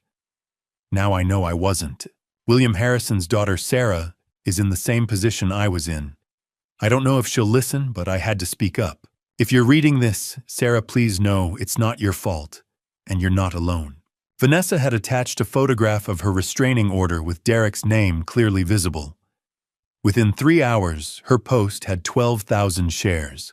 The comments were overwhelmingly supportive, hundreds, thanking her for her courage, sharing their own stories, and directly addressing Sarah. "Sarah, if you're reading this, please listen to these women. Please listen to your father." Someone created a hashtag believe Vanessa. At 4 p.m., I received a message from Andrea Nichols in Seattle. "Mr. Harrison, I've been following this story. If you need me to testify, to speak publicly, to help your daughter in any way, I will. Derek Palmer destroyed 2 years of my life. I won't let him do the same to Sarah if I can help it." Martin called at 5. "We've shifted the narrative. Public opinion is on your side now. But Derek will fight back. Men like him don't go down quietly. This isn't over, William." I looked out my study window at Trad Street, at the lengthening shadows of a November afternoon, at the city where I'd built a career and raised a daughter, and now fought to save her from a predator she'd married. The truth had spread like wildfire through Charleston and beyond, validated by documents and testimony, and the courage of women who'd survived what Sarah was living through now. But Sarah herself remained silent, and Derek remained in her life, in her home, whispering his counter-narrative into her ear. The truth had spread. But the final confrontation was still to come. Before I reveal what happened next in this family story, the moment everything exploded, type "justice" in the comments if you're still with me. I need to know you're ready. And a quick reminder, while some details in this dad's revenge story have been fictionalized for storytelling purposes, the core lessons about protecting your family remain deeply important and valuable. Now let's see what Derek did when the truth finally came crashing down. Friday evening at 7 p.m. Derek Palmer went live on Facebook to save his reputation. By 7:30, he'd destroyed it completely. I was in my study at 142 Trad Street when Martin called. "William, Derek just started a live stream, setting the record straight, the truth about recent allegations. He's got 200 viewers already and climbing fast." I pulled up Facebook on my laptop. There was Derek sitting in what looked like Sarah's apartment on Wentworth Street, a bookshelf carefully arranged behind him, his expression somewhere between confident and desperate. He wore a button-down shirt, his hair combed, his setting staged to project credibility. "I want to address the accusations that have been made against me over the past few days." He began, his voice steady, but his eyes darting off camera, probably reading comments. "I've been the victim of a coordinated attack by my father-in-law, who has used his resources to fabricate documents and manipulate the narrative. The bankruptcy was a legitimate business failure, not fraud. The restraining orders were misunderstandings blown out of proportion. And the idea that I would forge my wife's signature is absurd." The viewer count climbed 500, then 1,000, then 1,500. Comments flooded the screen. Some supportive, "We believe you," Derek, don't let them tear you down, but increasingly skeptical. Then explain the documents, someone wrote. Where's your proof? Another asked. Martin's voice was urgent beside me. This is your chance, William. He's put himself in a public forum. You can request to join as a guest speaker. My hand hovered over the keyboard. Then I clicked Request to Join.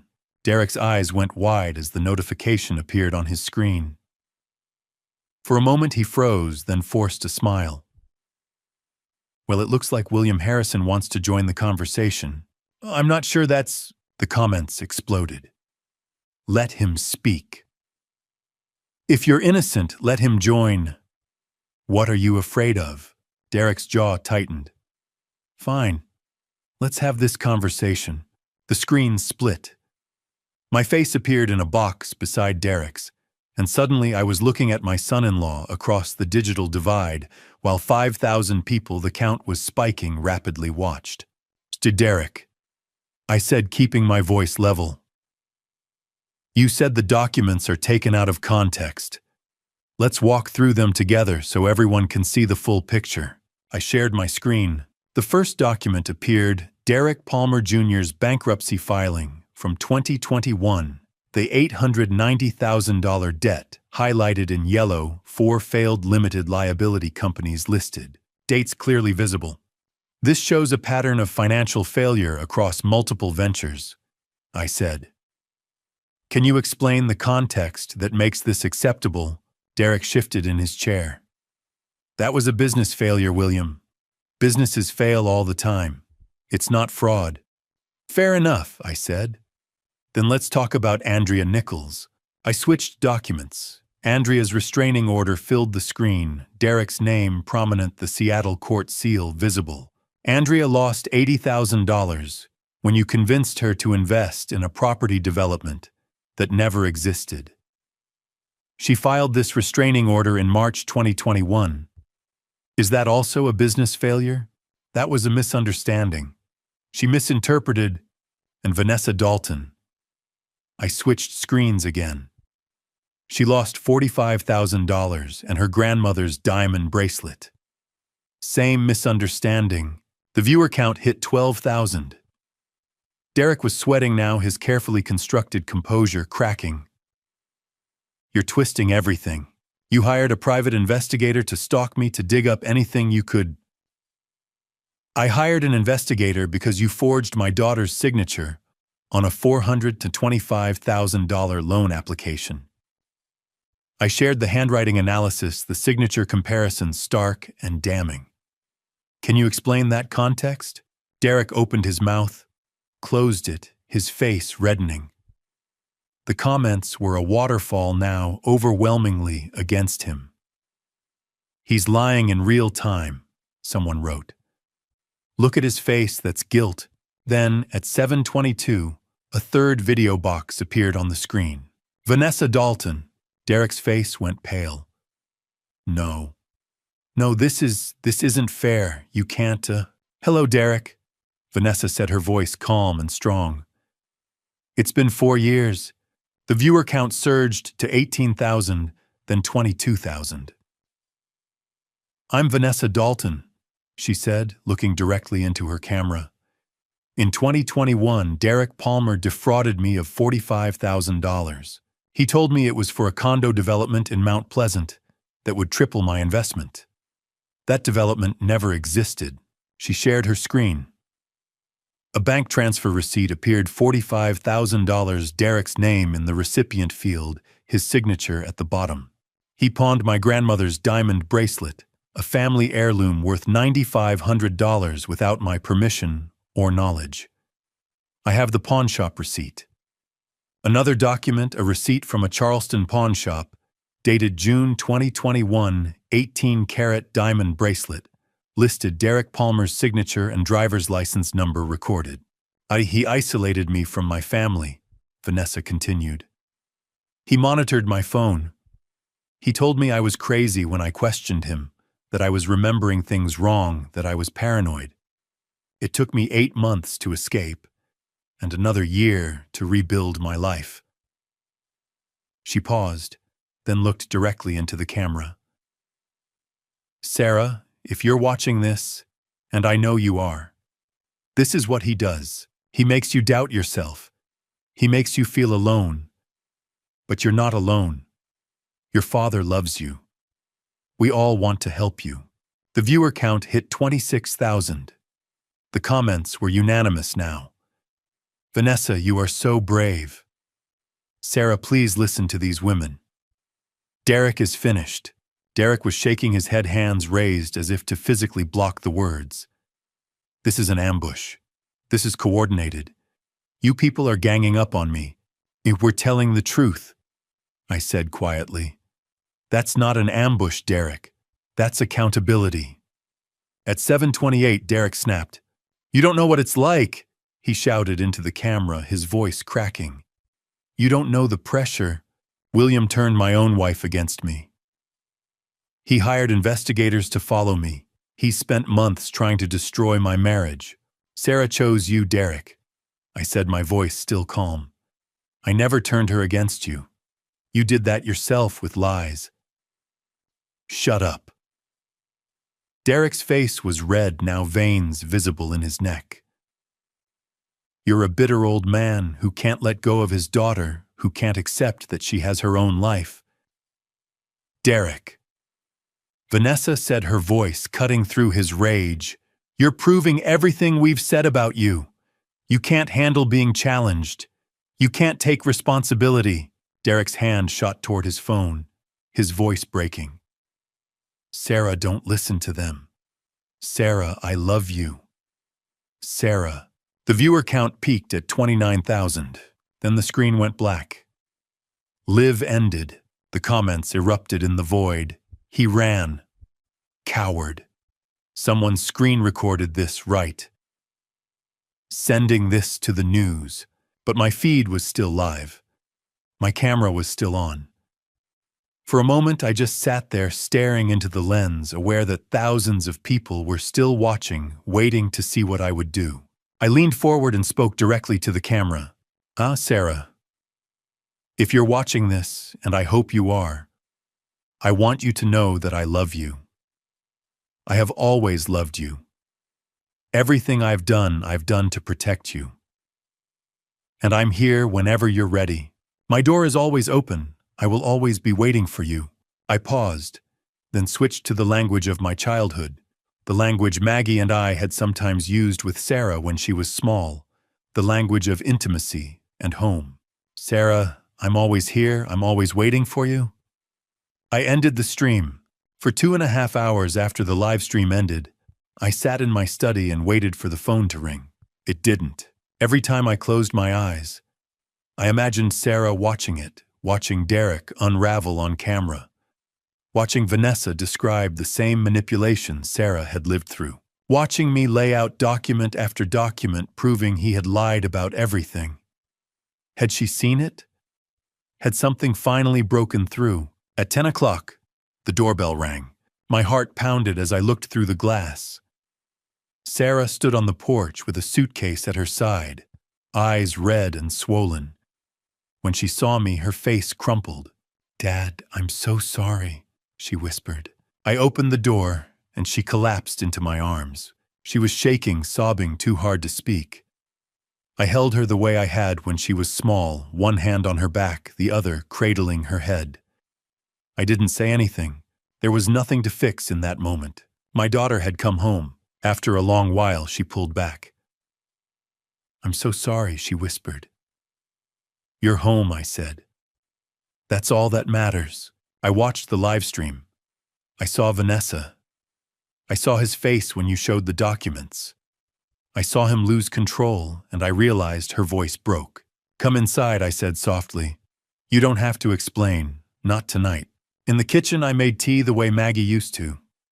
We sat at the table where we'd shared 1,000 meals. He told me you were lying, Sarah said, staring at her hands. He made me believe you fabricated everything. I chose him over you. He's very good at what he does, I said. You're not the first person he fooled. And it wasn't your fault. I should have trusted you. You loved him. Love makes us vulnerable. I reached for her hand.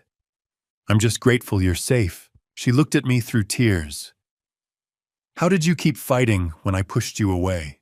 I thought of Maggie, of the promise I made in the ICU 17 years ago, of the velvet box upstairs holding her Rolex, of every day I'd built a life for the little girl who lost her mother too soon. Because you're my daughter, I said. I would fight through fire for you, always. That night I showed her to her old bedroom. I had never changed it, the same blue walls, the same desk, the same bookshelf. It's exactly the same, she said, tears returning. I always knew you'd come home. After she closed the door, I stood in the hallway and cried for the first time since this nightmare began. Not from grief, but from relief. Saturday morning I woke to the sound of pans in the kitchen. Sarah stood at the stove. Shrimp and grits, she said with a tentative smile. Mama's recipe? I know it's Saturday, but I wanted to. It's perfect, I said. She wore an old College of Charleston sweatshirt, her hair pulled back. She looked younger somehow, like the weight of Derek's control had begun to lift. Over breakfast sunlight pouring through the window, she said I called a lawyer. Martin gave me a referral. We can pursue an annulment because of fraud. It should move quickly. Whatever you need, I said. I'm here. I know. She met my eyes. I'm sorry it took me so long. You're here now, she nodded. I need to start over. He took my savings, my trust, my sense of self. You survived him, I said. That's strength. Later that morning, I retrieved the velvet box. When I opened it, Sarah whispered, Mama's watch. I was going to give it to you at the wedding. I've kept it since the day she died. It's yours now. Her hands trembled as she fastened it around her wrist. It fit perfectly. Tears streamed down her face. I'll never take it off. I pulled her into my arms. Between us, Maggie's watch ticked softly, steady, enduring. The consequences for Derek came quickly. Saturday afternoon, Martin called. Derek's real estate firm had terminated him for ethics violations. By evening, the landlord served an eviction notice. With the annulment underway, and Sarah the primary leaseholder, Derek had no right to remain. Sunday morning, Martin called again. The FBI is opening an investigation, he said. The forged loan qualifies as federal wire fraud. Combined with Vanessa's $45,000 and Andrea's $80,000 plus interstate fraud patterns, they're building a case. Federal charges. He could face years. I felt no triumph, only quiet relief. Sarah stood in the doorway. Is he going to jail? I don't know, I said honestly. But he can't hurt you anymore. She nodded and went back to the living room. That afternoon, we sat on the porch at 142 Trad Street. Neighbors walked dogs. Tourists lifted cameras. Spanish moss swayed in the November breeze. Sarah wore Maggie's Rolex and her old sweatshirt. We had survived the storm, the lies, the public battle, the viral fallout, the live stream confrontation, Derek's frantic attempts to discredit us. Sarah was home, safe, beginning to heal. The truth was public. Justice was moving forward. But I knew the hardest part was still ahead. Fighting had been simple, clear, strategic. Rebuilding would be different. Rebuilding trust after it's shattered. Rebuilding Sarah's sense of self after months of manipulation. Relearning how to be father and daughter without the shadow between us. We had survived the storm. Now came the harder work building again. The first Thursday in December, I drove Sarah to her first therapy appointment. Surdia, Dr. Rebecca's office sat on Broad Street in one of Charleston's historic buildings. A trauma specialist in her mid-40s with a calm, steady presence she'd been recommended by Martin's wife. Sarah's hand trembled on the door handle. What if I can't do this? Then we try again tomorrow, I said. But I think you're stronger than you know. I waited in the reception area staring at framed prints I couldn't focus on. 30 minutes later, Dr. Rebecca stepped out and invited me in. Sarah sat on the couch, tissues in her lap, but her shoulders were straighter than when she'd walked in. Sarah asked if you could join us, Dr. Rebecca said. We've been discussing what healing looks like and what she needs from you. She turned to Sarah. Can you tell your father what you told me? Sarah drew a shaky breath. I need patience. I'm not going to be okay right away. Some days I'll be angry at Derek, at myself, at you for being right. I need to know you won't give up on me." My throat tightened. "I'm here, for as long as it takes." "That's not conditional. That's permanent." Dr. Rebecca nodded. "What Derek did has a name: coercive control. Isolation, gaslighting, financial abuse, turning you against your father. These are calculated tactics. They are not your fault." Tears slid down Sarah's cheeks. "I thought I was weak. Stupid." "You survived," Dr. Rebecca said gently. "You recognized the truth and left. That's strength." Sarah committed to weekly sessions. I agreed to join once a month for family therapy. It was a small beginning, but it was real. 2 weeks later, we sat in Charleston Family Court for the annulment hearing. Sarah wore a simple black dress and Maggie's Rolex. I sat behind her as her attorney addressed the judge. "Your Honor, my client was defrauded into this marriage. Derek Palmer concealed bankruptcies totaling $890,000, 2 restraining orders from prior victims, and ongoing financial fraud. He forged her signature on a $425,000 loan." The judge reviewed the documents in silence. "Based on clear evidence of fraud and material misrepresentation, this marriage is declared void, ab initio void, from the beginning. Ms. Harrison, you are legally restored to your maiden name." Sarah exhaled as tears streamed down her face. "Not Palmer, Harrison." Outside the courthouse, she turned to me. "I feel like I can breathe again." December became a month of rebuilding. The first Sunday after the annulment, we cooked shrimp and grits together at 142 Trad Street. At exactly 1 o'clock, we sat at the kitchen table, just the two of us, like we had for years after Maggie died. "I'm applying for marketing positions," Sarah said. "New company, new projects, something that's mine." "You're talented," I told her. "They'll be lucky to have you." She smiled, really smiled, and something loosened in my chest. Mid-December, we visited Magnolia Cemetery.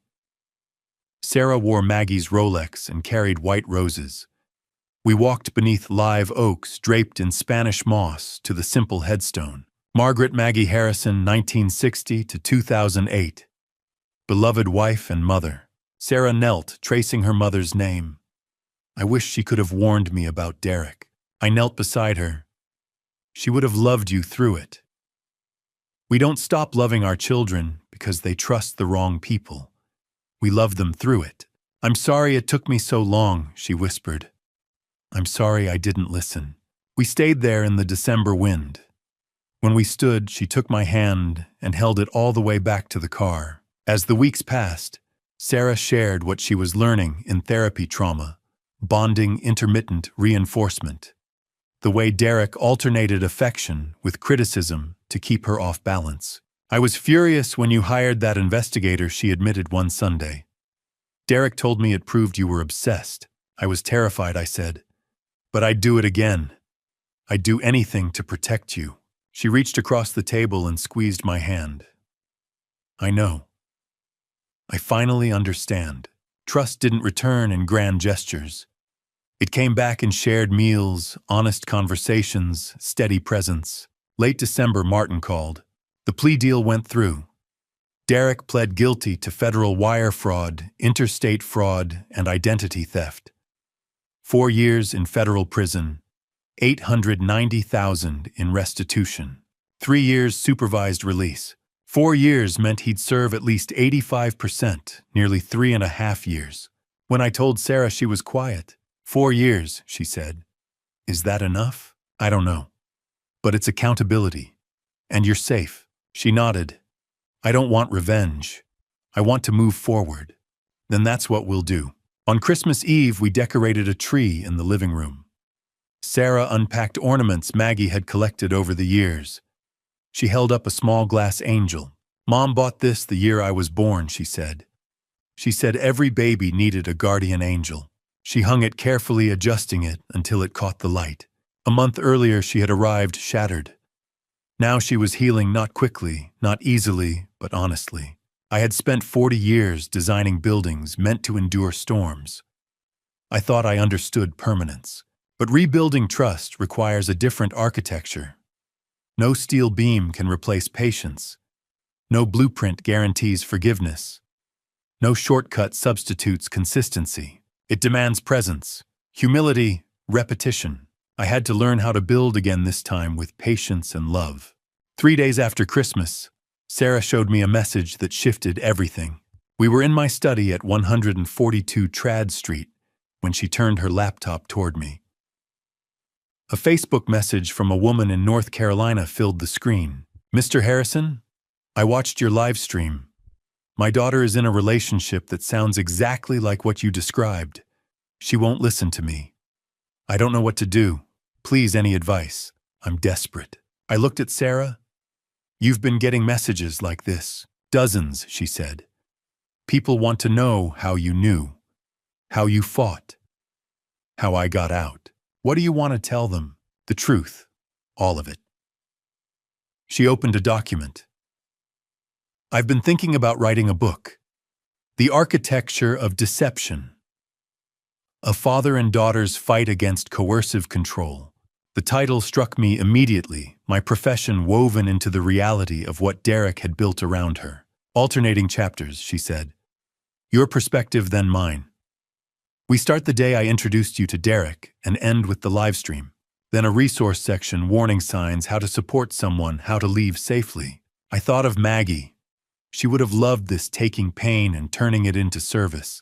"Then we make sure they don't feel alone," I said. "We start after New Year. Martin knows a literary agent." Sarah smiled, not just hopeful for herself, but for the families we might help. 2 days later, I stood before 40 parents at a community center in West Ashley, more nervous than I had been during the live stream. The facilitator introduced me. "William Harrison's daughter survived coercive control. He's here to share what he learned." I looked at the faces in front of me, mothers and fathers carrying the same exhaustion and fear I had carried for months. 6 months ago, I stood outside my daughter's wedding and was told I didn't belong there. Tonight, I'm here to tell you, you do belong in your child's life, even when they push you away. I outlined the warning signs: isolation from family, financial secrecy, monitoring devices, gaslighting, slowly turning a child against those who loved them. "Here's what not to do," I said. "Don't give ultimatums. They'll choose the abuser. Don't confront publicly without evidence. Don't cut off contact." A woman in the front row wiped her eyes. "Here's what to do. Document quietly. Consult professionals, a lawyer, investigator, therapist. Keep the door open. Say, 'I'm here when you're ready.' No judgment. And be patient." I shared the image that had carried me through the darkest nights. You're not there to drag them out of the storm. You're the lighthouse. Steady, visible, constant. When they're ready, they'll find their way by your light. I told them about the Rolex, how I'd tried to give it to Sarah at the wedding and been turned away, how I'd given it to her again after she left Derek, and how she'd put it on through tears. "Timing matters," I said. "Love waits." During questions, a father asked quietly, "What if they never come back?" I remembered the nights I lay awake, convinced I had lost her. "Then you keep the light on anyway," I said. "Because hope is the last thing a parent gives up." Afterward, several parents approached me with specific stories. As I drove home, I realized something had shifted. The pain wasn't just something we survived, it was something we could use. The next afternoon, I drafted an announcement, the Maggie Harrison Youth Architecture Initiative. Sarah helped refine it, a free mentorship program for underserved Charleston teens. We would teach architecture basics, confidence, and college preparation. "We'll name it after your mother," I said. "She devoted her life to serving others." Sarah's eyes filled. She would have loved this. We structured it to meet twice a week after school. Students would design real projects, a playground, elements of a community center renovation. 8 students for spring 2026. Strong foundations. Attention to detail. Service, I wrote in the mission statement. Architecture teaches lessons for life. Sarah would lead outreach and social media, her voice amplifying the work. It felt like a three-generation legacy: Maggie's compassion, my craft, Sarah's communication. On New Year's Eve, we sat at the kitchen table reviewing book outlines and youth applications. The house felt alive again, purpose replacing silence. "We've built something good from all that pain," Sarah said. "Yes," I replied. "But there's one more place I need to go before the year ends." She met my eyes and understood immediately. Magnolia Plantation, the place where I had been told I didn't belong. The place where the storm had fully broken. We had turned suffering into service. But before the new year began, there was one final place I needed to stand. On New Year's Day, Sarah and I sat on the porch at 142 Trad Street, watching the first sunrise of 2026. The air was cool, touched with winter jasmine. Sarah wore one of Maggie's old sweaters and cradled a mug of coffee. On her left wrist, the rose gold Rolex Datejust caught the pale light. "I applied to Clemson," she said quietly. "Master of Architecture." I looked at her. "Architecture. I want to design spaces that help people heal," she said. "Safe houses for domestic violence survivors. Shelters that feel like homes. Places that restore dignity." She met my eyes. "Derek showed me what it feels like to be trapped in an unsafe space. I want to build the opposite of that." My throat tightened. It was Maggie's heart for service blended with my craft, yet entirely Sarah's vision. "Your mother would be proud," I said. "So am I. She taught me to care about people. You taught me that buildings mean something, that they reflect how we value each other. And you taught me that love doesn't quit." She adjusted the Rolex absent-mindedly. "That watch has traveled a long road," I said. "Tell me from the beginning." So I did. I told her about buying it for Maggie on our 10th anniversary, about how she wore it every day for 18 years, about standing in the ICU holding her hand one last time, feeling the weight of the watch on her wrist, about keeping it in a velvet box for 17 years, waiting for the right moment. I told her about bringing it to Magnolia Plantation on her wedding day, ready to pass it on, only to be turned away. About bringing it home again, wondering if I'd ever have the chance. And about that Saturday morning after she left Derek, when I finally placed it in her hands, and she promised never to take it off. "It's not just a watch," I said. "It's proof that love endures, that some people are worth fighting for, that you never give up." Tears filled Sarah's eyes, but she smiled. "When I look at it, I think of Mom, and of you standing outside that wedding venue, still hoping I'd see the truth." She wiped her cheeks. "If I ever have a daughter, I'll pass it on, and I'll tell her love never gives up." We sat quietly as the sun climbed higher. "I want to visit Mom," she said. "Will you come?" We drove to Magnolia Cemetery, the path familiar now. Beneath ancient oaks draped in Spanish moss, Sarah carried white roses to the simple headstone. "Margaret Maggie Harrison, 1960 to 2008. Beloved wife and mother." Sarah knelt and placed the roses at the base, her fingers resting on her mother's name. I laid a hand on her shoulder. "She's home, Maggie," I said softly. "She's safe. She got away from him. She's building something beautiful." I kept my promise. I never stopped fighting for her. My voice broke. Sarah reached up and covered my hand. "Hi, Mom," she whispered. "I'm sorry I got lost. But Dad never gave up on me. I'm going back to school. I'm going to design places that help people escape what I went through. I'll make you proud." We stood there, memory, presence, and future woven together. As we walked back, sunlight filtered through the live oaks. Sarah slipped her arm through mine. I thought about the 6 months that nearly destroyed us. The fear, the live stream confrontation, the evidence, Derek's sentencing, the viral fallout, the book we were writing, the youth program we were building, the Sunday dinners we'd restored, shrimp and grits from Maggie's recipe, laughter returning to the kitchen. Trust rebuilt, one honest conversation at a time. I thought about what victory really meant. It wasn't Derek in prison, though justice mattered. It wasn't my reputation restored. It wasn't even the book or the speaking invitations. Victory was this Sarah beside me on a January morning, planning her future, wearing her mother's watch. Victory was her calling for advice, trusting me again. Victory was knowing that when everything collapsed, love held. Victory was the foundation that remained after the storm. At the car, she squeezed my arm. "Thank you, Dad, for never giving up."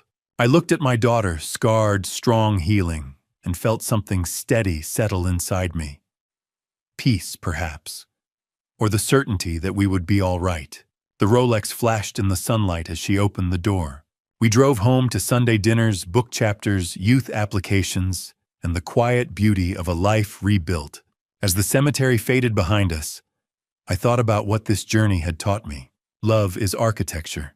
It must be built deep enough to withstand storms. And when it is real, it never gives up. And to you listening to this family story, remember this. 3 times I wanted to give up when Sarah uninvited me, when she chose Derek when I sat alone in the dark. 3 times I felt God whisper, "Keep the light on." And 3 times He gave me strength I didn't have. This dad revenge isn't about destroying an enemy. It's about saving your child through love that refuses to quit. Don't be like me and waiting too long to gather evidence. If you see warning signs, isolation, financial control, gaslighting, act immediately. Document quietly, consult professionals, build your case before the abuser knows. Love is patient, but love is also strategic. But do be like me in this never surrender hope. Your child may defend the person hurting them, may tell you you're wrong. Keep the light on anyway. Be the lighthouse. When they're ready, they'll find their way home. This family story taught me that real dad revenge isn't prison sentences or public humiliation. It's Sunday dinners, restored trust, rebuilt a daughter planning her future. That's the dad revenge worth fighting for, not destroying your enemy, but reclaiming your family. God honored my perseverance not because I was perfect, but because I refused to quit. If He can carry me through this storm, He can carry you through yours. So if this family story encouraged you, share it with someone who needs hope. Comment your own experience. You're not alone. Subscribe for more real conversations about faith, family, and resilience. Thank you for staying until the end. A quick note. Future stories may contain fictionalized elements for educational purposes. If that's not your preference, feel free to explore other content. But remember, this love never gives up. Never.